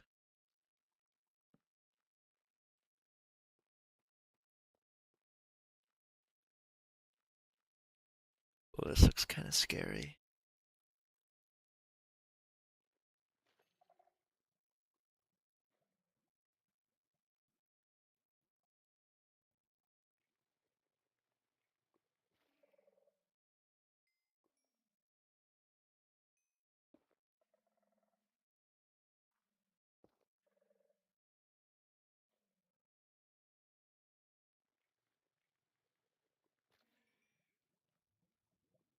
That's not taken care of. Like there's a ward spawner. Wait, so is this the source of the skulk? If I break this, does the skulk stop spreading? It all just turned off. Oh, so that kills the skulk, does it? Oh, bro, like I should be thanking you as well. I love getting to just talk about random shit with you. That's like basically the whole reason why I still like to just do this, like streaming shit. It's like I'm not really doing it to be like a streamer. It's more just getting to talk to you is honestly the best part of it. It's like I'll just be playing games anyway, but it's just great to be able to talk to someone who's like interested in the same stuff and such. I fucking I love being able to do this with you. It's fucking great.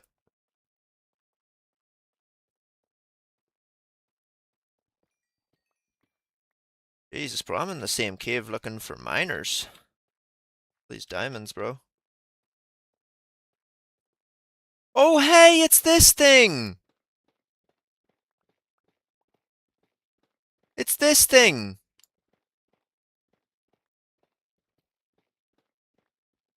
Where? Excuse me? Where's the... Where the fuck is the... Is it below? Like, where the... Oh, here we go. I haven't been here in ages.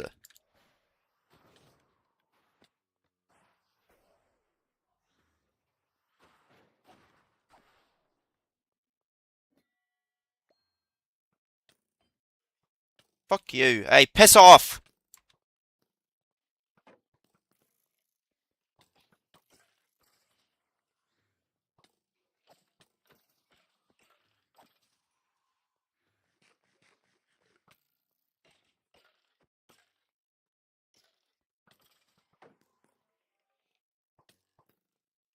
Fuck off!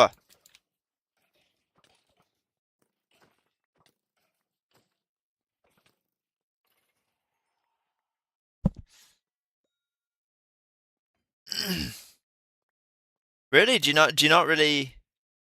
even like just, um,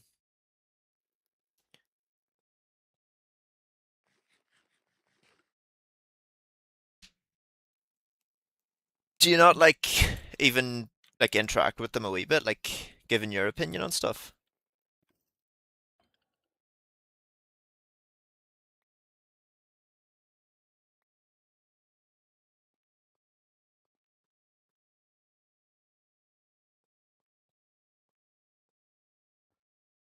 Ones.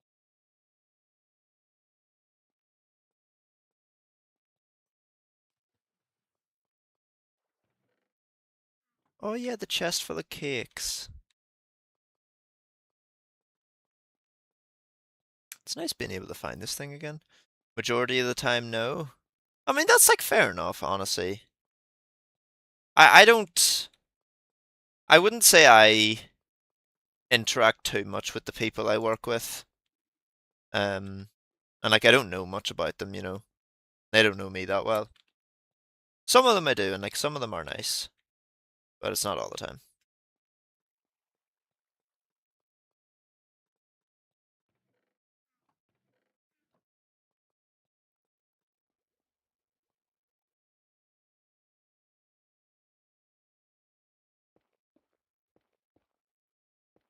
But hey, man, I fucking I love getting to talk about random shit with you.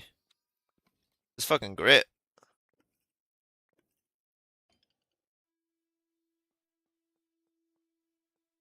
I love it.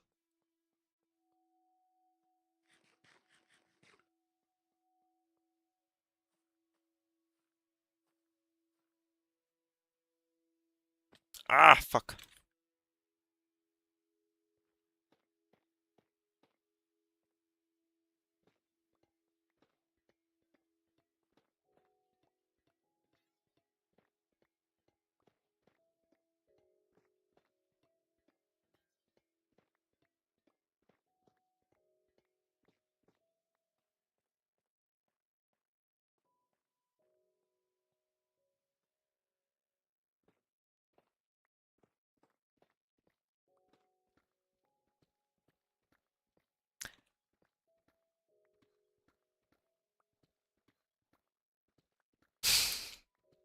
I mean, yeah, it's like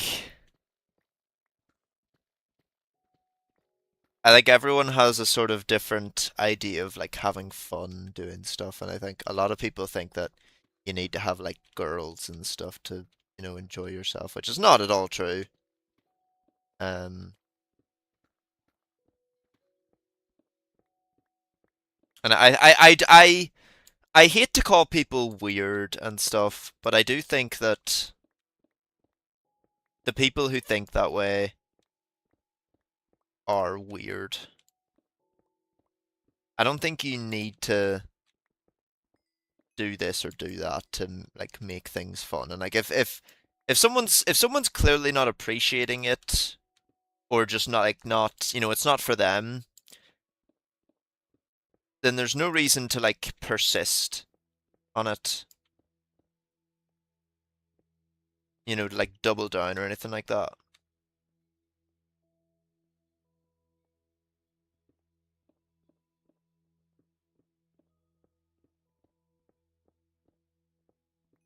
Yeah, just like doing your own thing, like whatever fucking makes you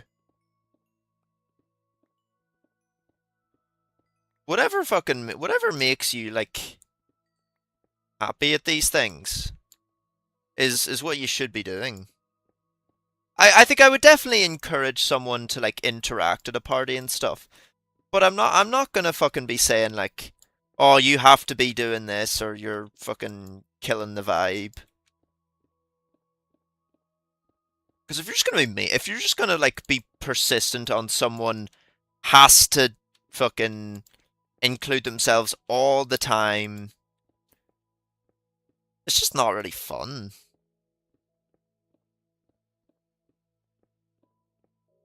I think the best part that comes from parties is when you just sort of get these like random groups of people who are doing their thing, and then they'll sort of just like combine and like have a little chat and then break off into different groups and stuff. It's just people doing their own thing and getting to be able to interact with each other.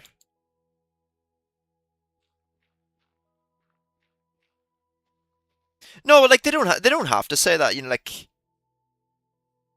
I'm not saying that they're like that. I guess it does kind of sound like I am saying that, but I don't know. I basically just think there's absolutely like it's kind of like a cool thing of you to do rather to do what you want to do and not to feel any pressure to like oh I gotta be cool at this party. I gotta fuck bitches and shit like that. I mean I do gotta fuck bitches and shit like that, but just doing you and existing on your terms, having fun on your terms is like the most important shit. And I think that's cool.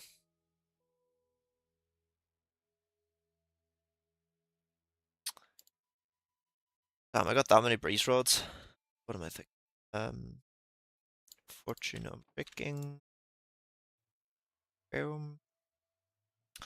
Alright, my sword is called Three Big Balls. My pickaxe will be called Mom, I'm hot. Go to your father's house. Mom, I'm hot.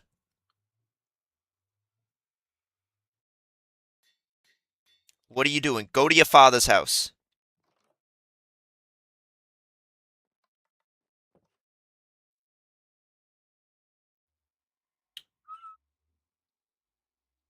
Wait, helmet enchantments.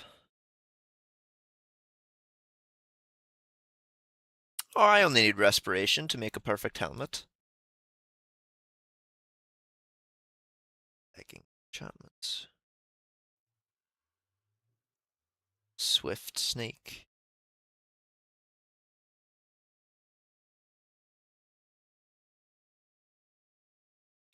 It's swift snake.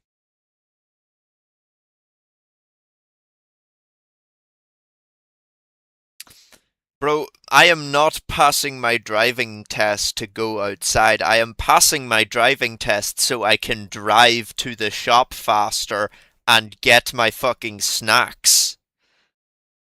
Alright, buddy. I am driving so that I can get to work quicker so I can spend more time fapping my big fat boner at home. The fuck are you talking about? Talking about some going outside? I ain't doing that shit. Um, Swift Sneak. I think I know where it's found. Yeah, it's found in the fucking.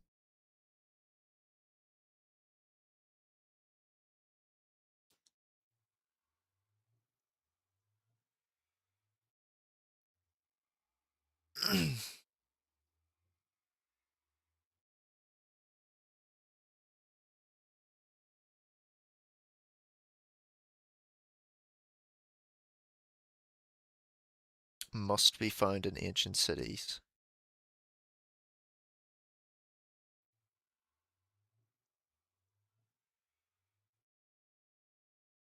Can you get ancient city maps?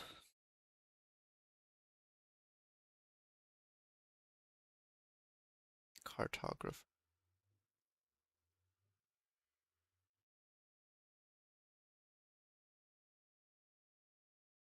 Damn, that's funny. You can find an ancient city just by entering your seed. Where's the seed for this world?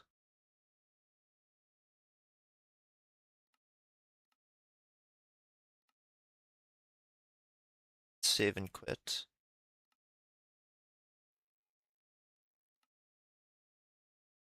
How do you find the seed for a world?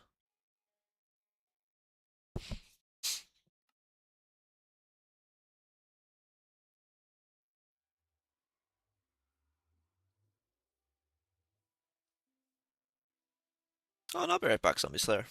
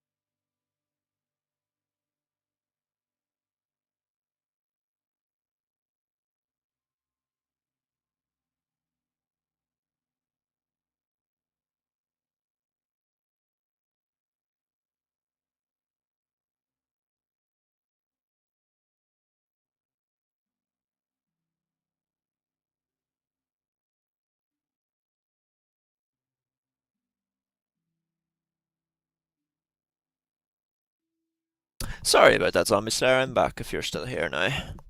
There's just my mum came home and I was just chatting to her a wee second. How can you find your world's seed?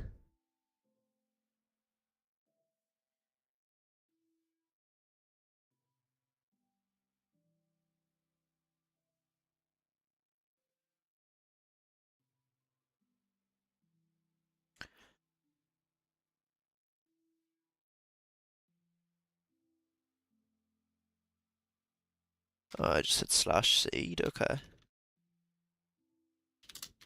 Ah, okay.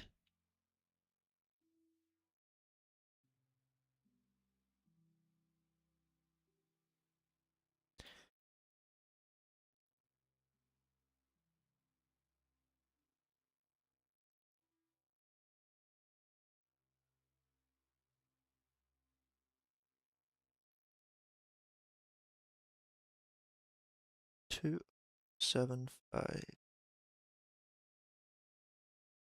2075. 67333 733 834.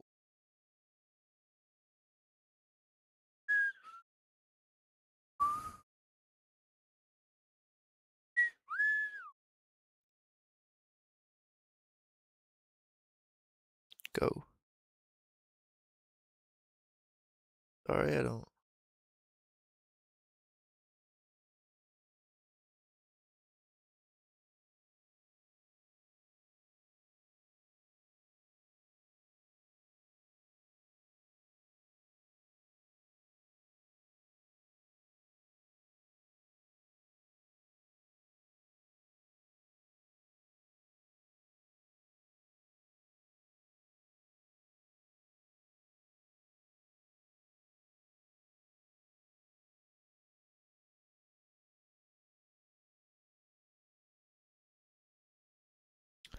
What version am I? 2.1.1.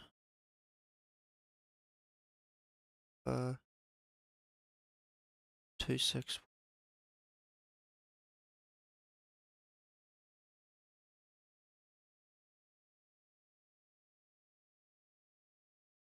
Jesus, there's a lot of them in that cluster area. So where am I then?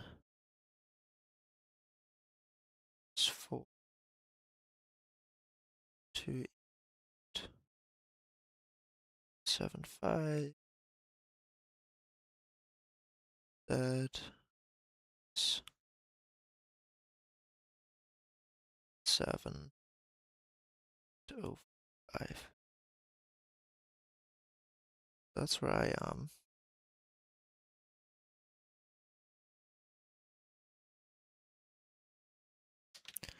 Let me just make sure that's right, so.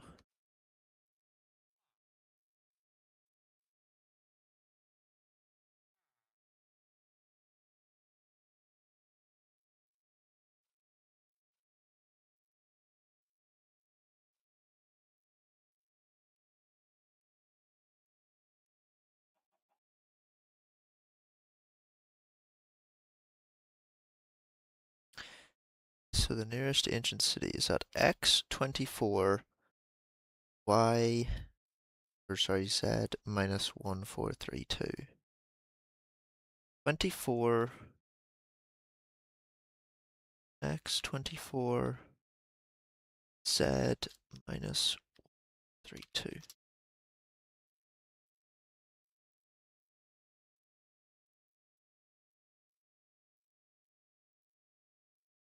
Okay, let's see, for ancient city,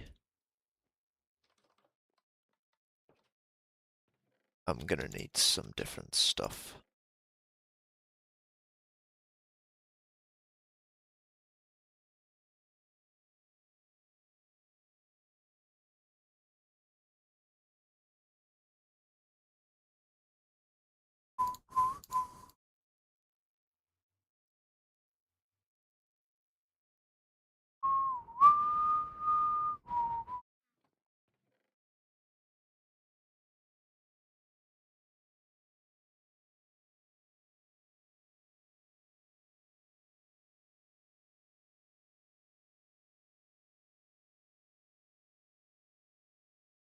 Give me some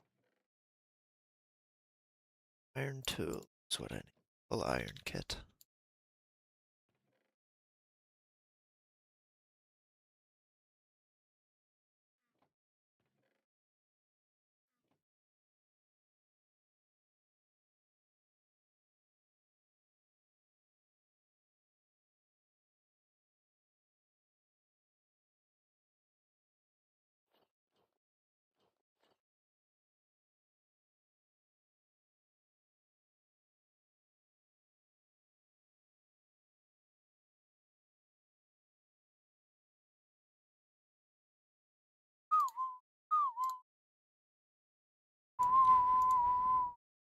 Actually, it might be smarter to bring a diamond pickaxe. I don't know what.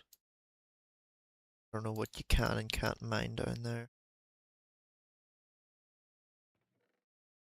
Chill, chill. Don't dare. Da da da da da da. No, I need wool.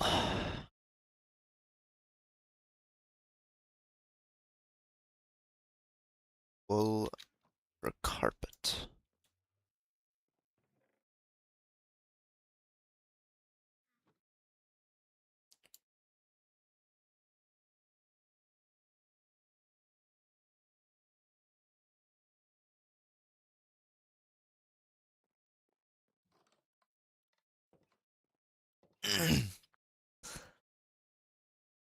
Oh, Hannah.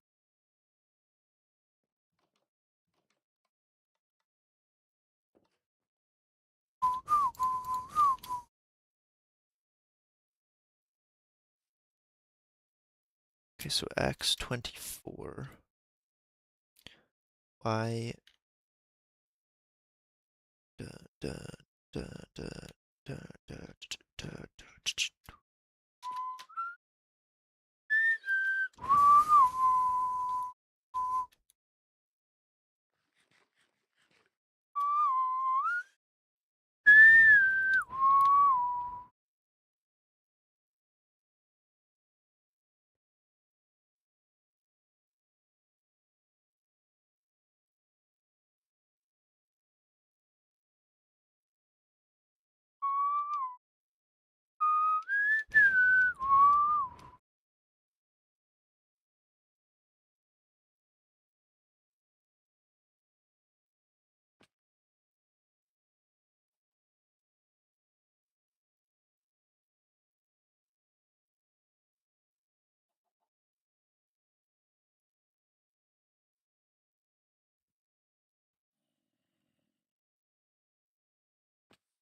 No, July.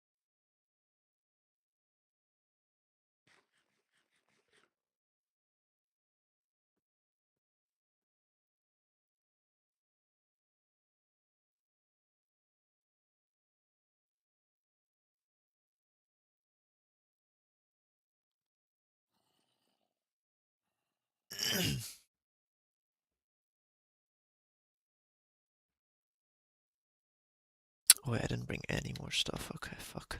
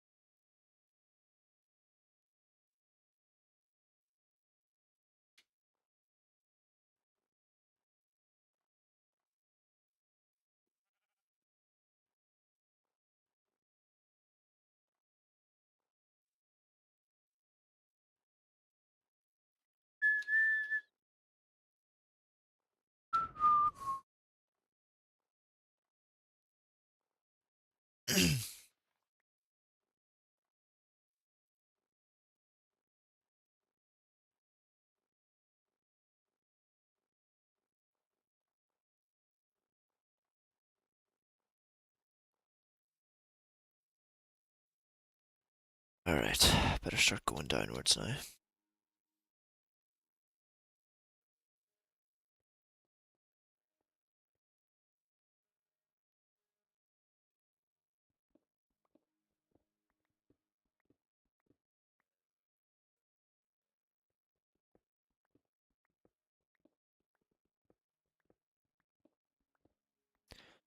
I gotta go to minus fucking 50.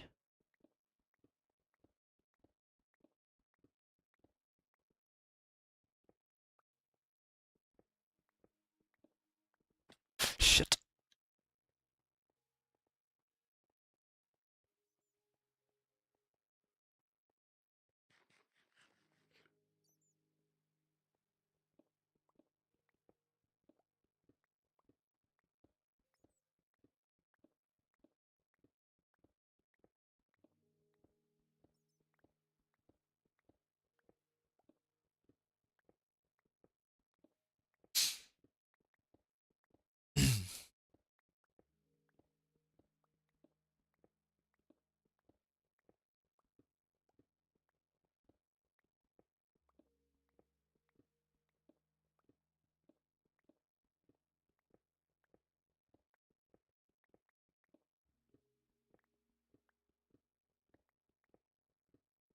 You know what? Setting down a bed probably would have been a good idea.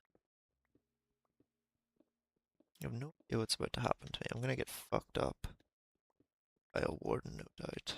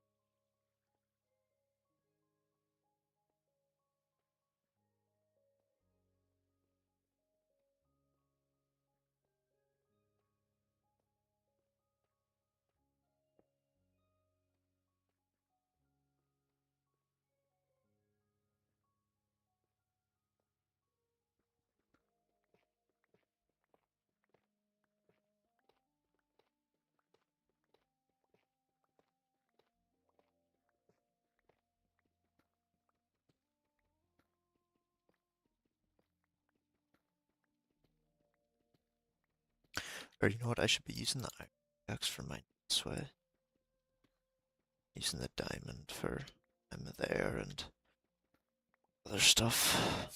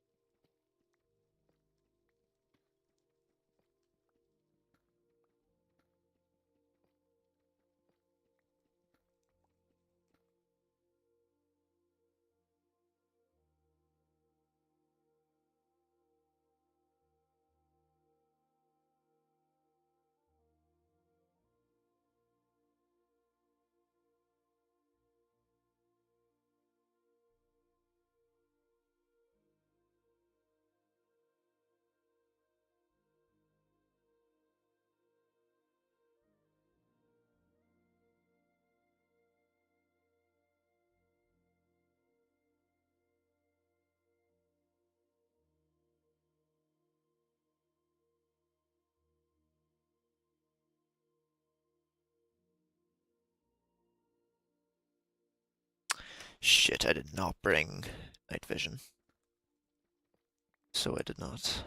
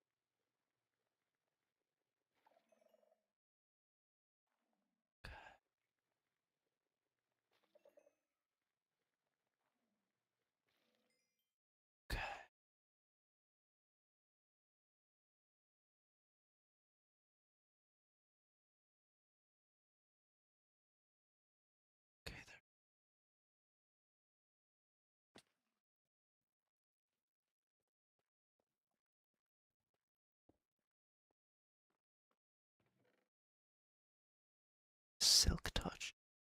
See,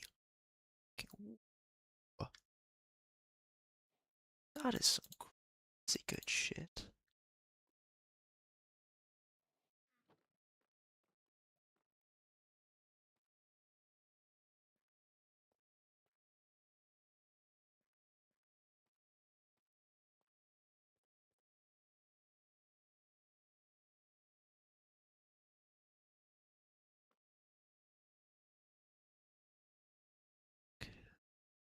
Keep looking.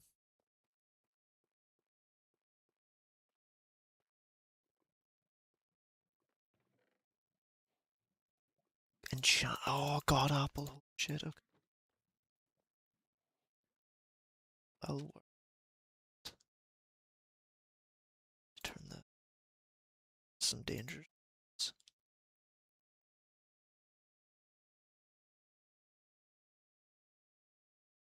Efficiency. Fucking crazy.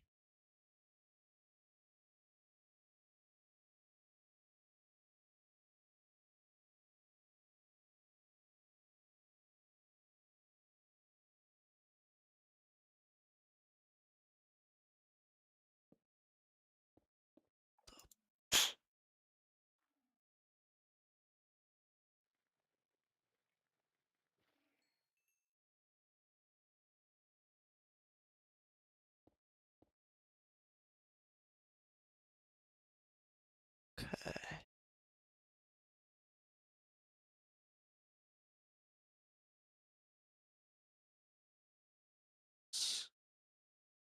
There you look. Do I get any historical fiction? Not really. I don't really be doing reading in the first place. It's the what type of book? I don't know if I've ever read any history, honestly. There's a fucking geode as well on top of it. Ancient cities are fucking weird. I'm also just going to be very quiet because I've never actually been to an ancient city before, so I'm like so cautious right now. I'm like scared of everything. So I'm just crouching through the whole area, being really quiet. Even though it's completely unnecessary because nobody can hear shit. Like, nobody can hear me talking. It's just like, ooh, this is scary.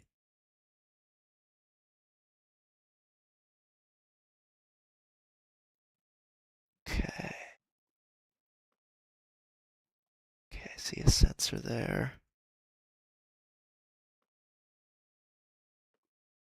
I see a bunch of sensors. Is there a spawner though? Is there a spawner? I don't know. Fuck. Oh, there's a lot of sensors over there. No way I could deal with that. There's far too many sensors.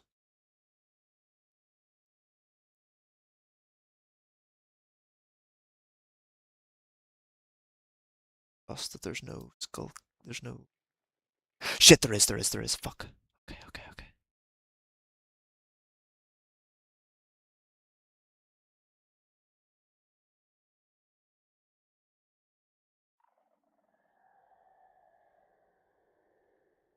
Fuck.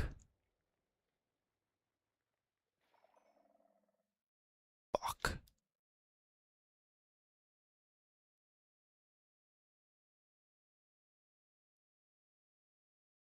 Okay.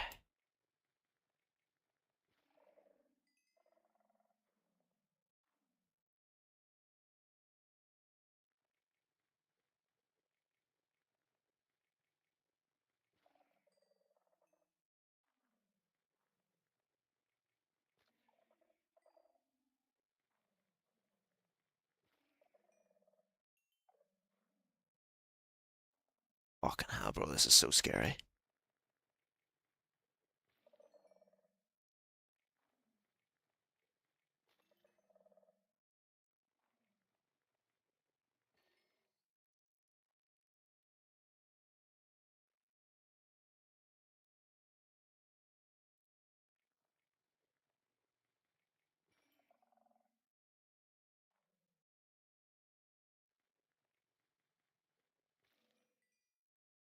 aren't as sensitive as I thought they were. I thought they would go off at any, like, even subtle sound, but you can actually get away with it quite well. It's just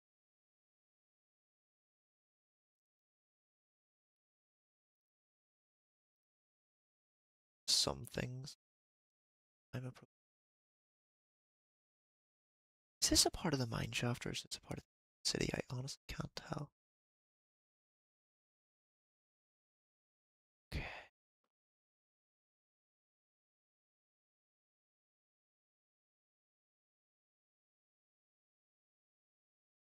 Okay.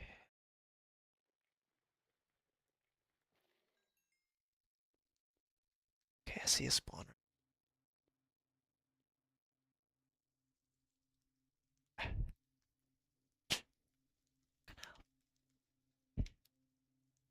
Okay, I have to hope this is the only spawner, right? Because if it's not,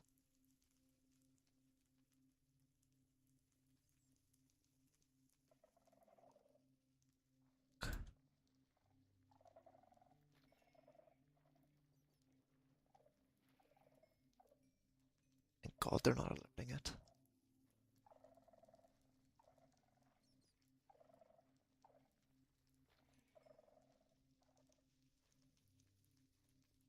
Do they keep alerting each other?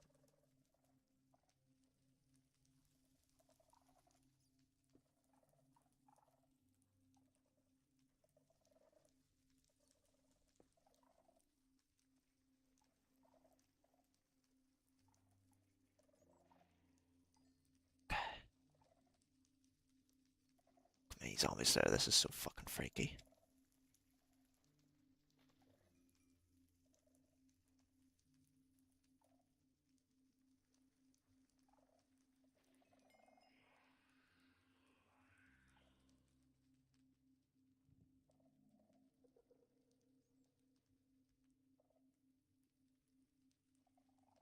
Okay.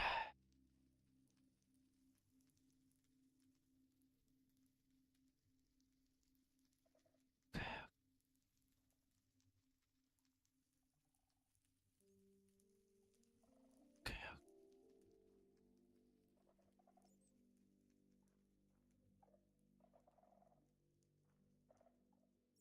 God, I'm the only thing that sets this in. God, I'm the that sets the spawner.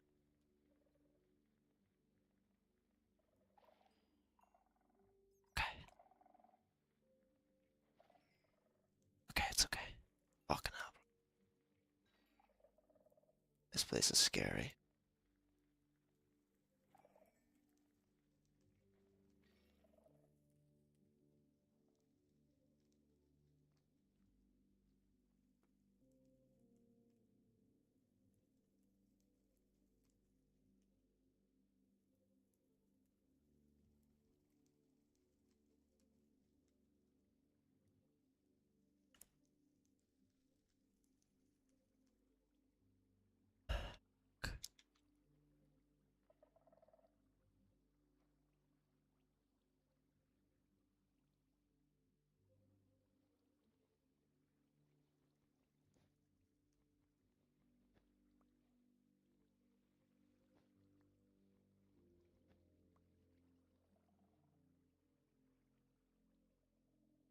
Okay, okay, okay.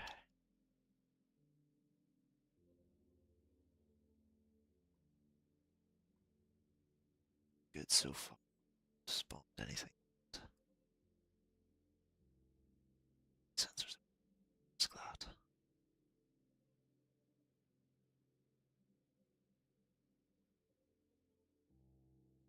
As far to the spawner.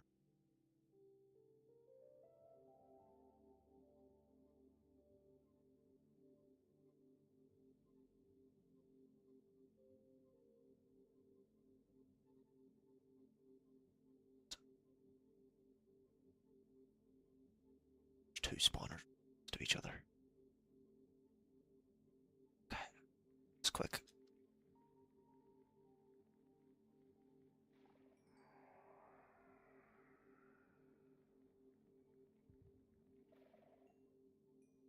Okay. Okay, now. This is fucking scary, bro.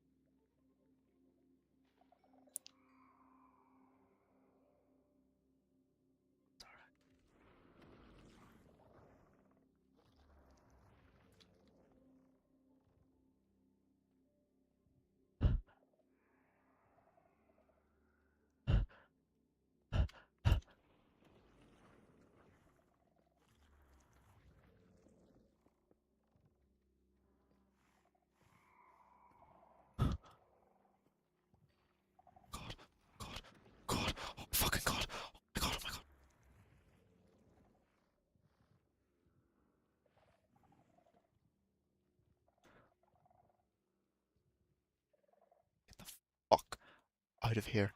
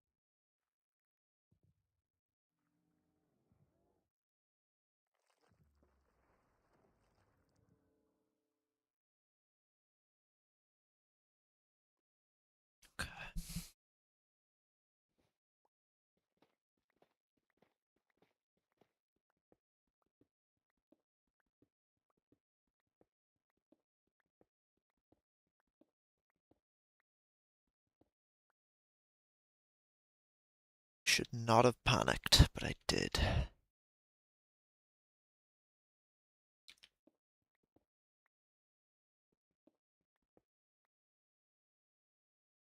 Okay.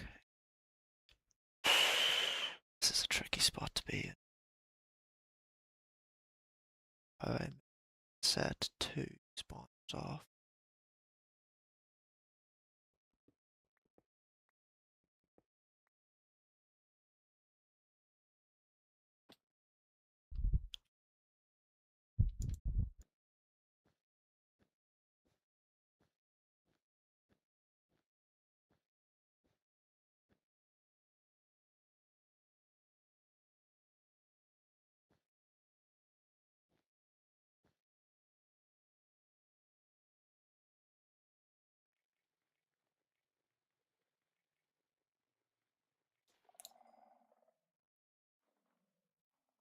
Okay, okay.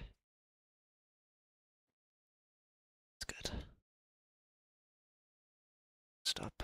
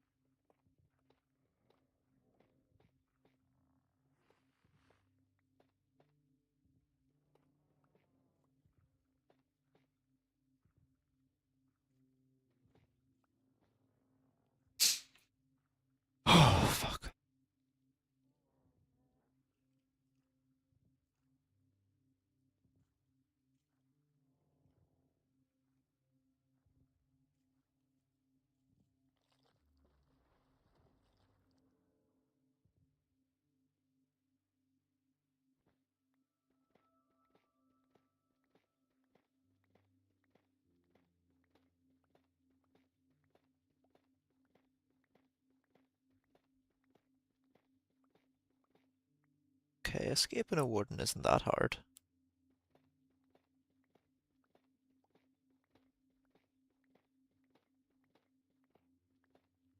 Just gotta make sure you know what you're doing.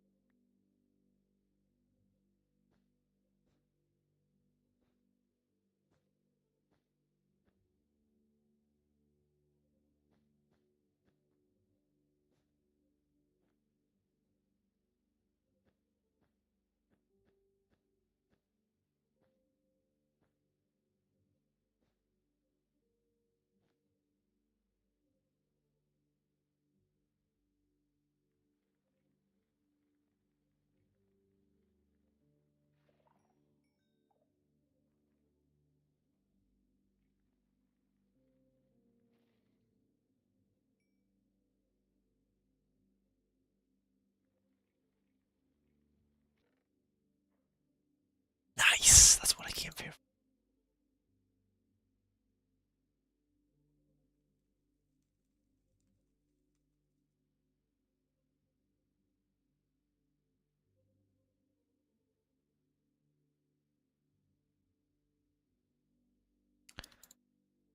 Well,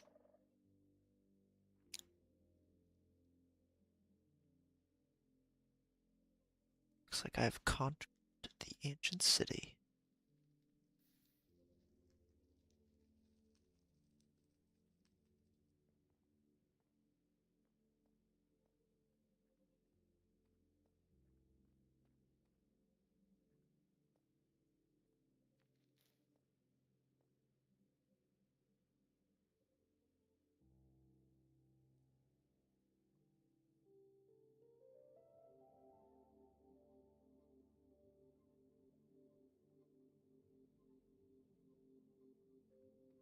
Like there was any doubt in me, bro.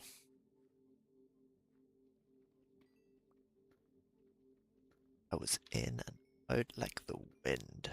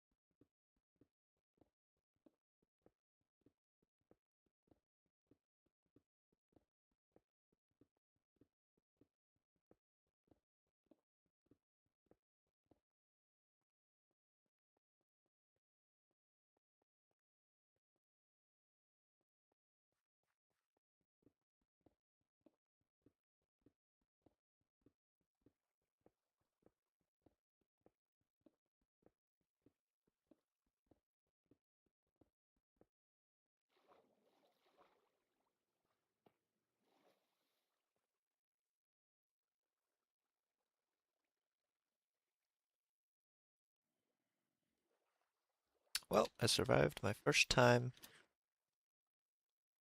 at an ancient city with the warden.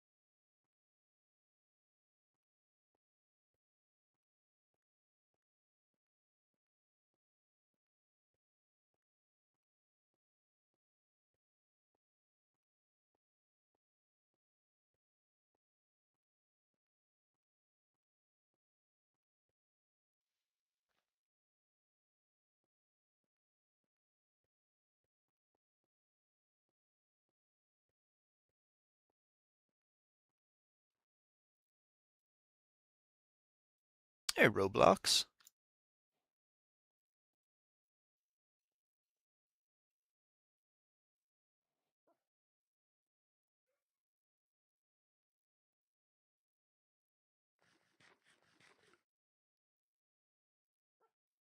I finally got myself a Roblox.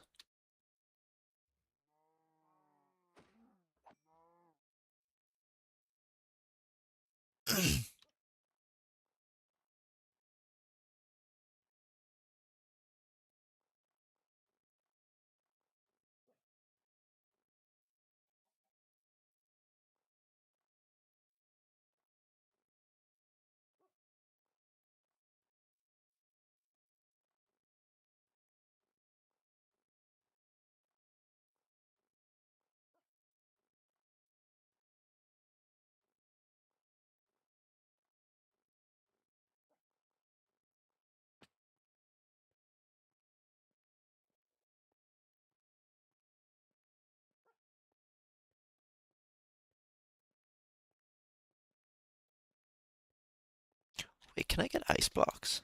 I can. Just if I break them normal. Don't get them. Okay.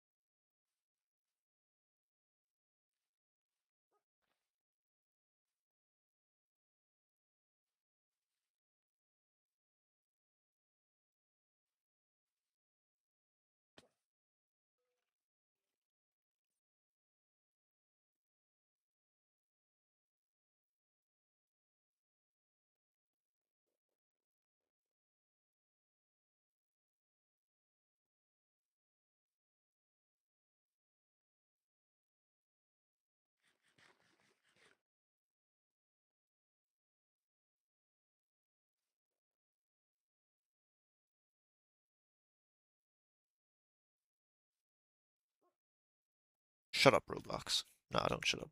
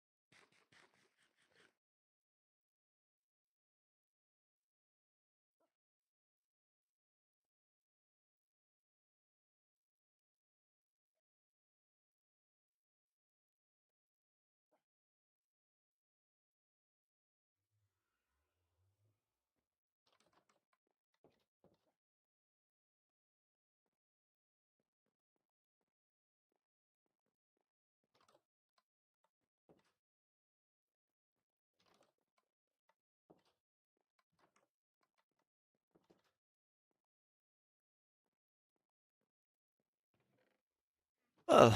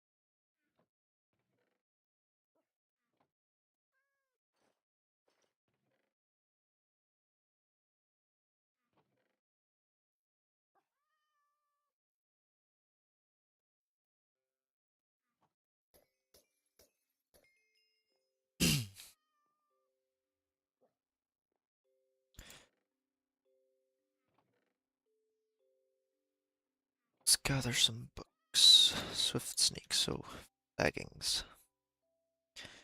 Rot, Unbreaking, Mending, and Swift Sneak. So I need protect. So I need all those basically.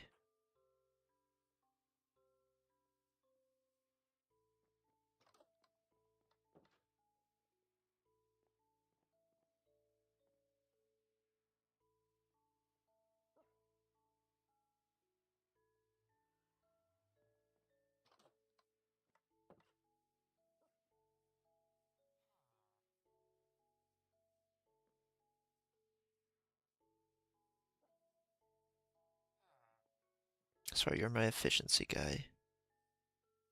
Protection. You, you sir, come here.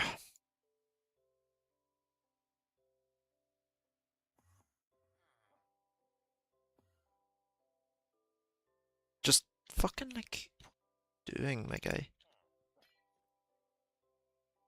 Protection. Swift Sneak, protection. Then mending and unbreaking.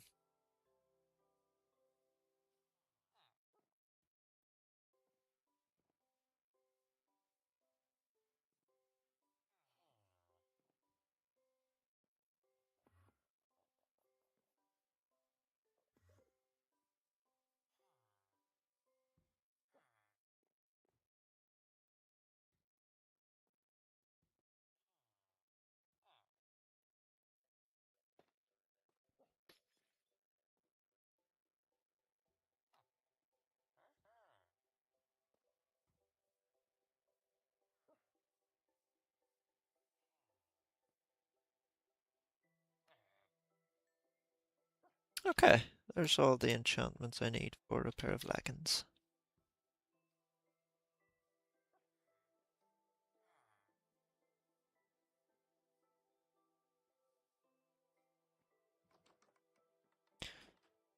Let's see, so this and this together. This and this together. Cost 7, cost 16. Well, this will be quite expensive.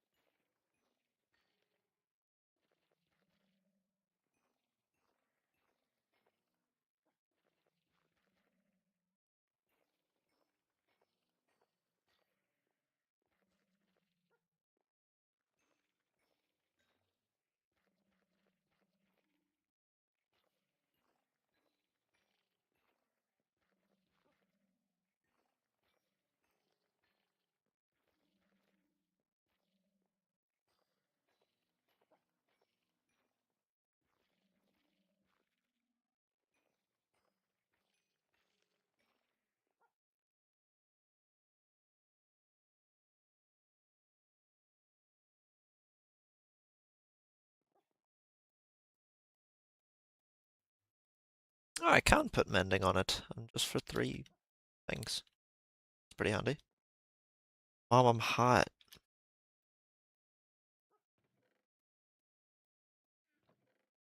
What's my name tags at?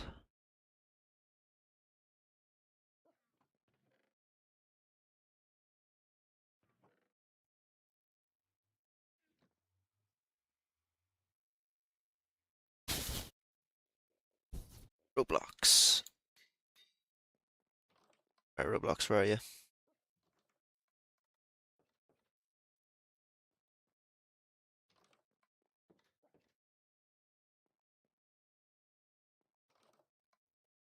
And then you come, Roblox. Find a good spot to sit down right there. Okay. Good boy, Roblox.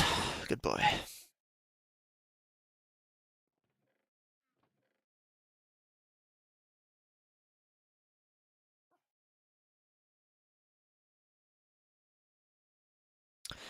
So what I need for the boots is Depth Strider.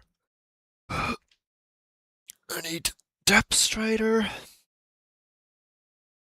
Feather Falling. Then I've got Soul Speed, Unbreaking, Mending, Protection. 6. So Soul Speed, Depth Strider, Feather Falling, Protection, Unbreaking, and Mending. Okay. And then the helmet I need Respiration 3, and then I think that's all I need.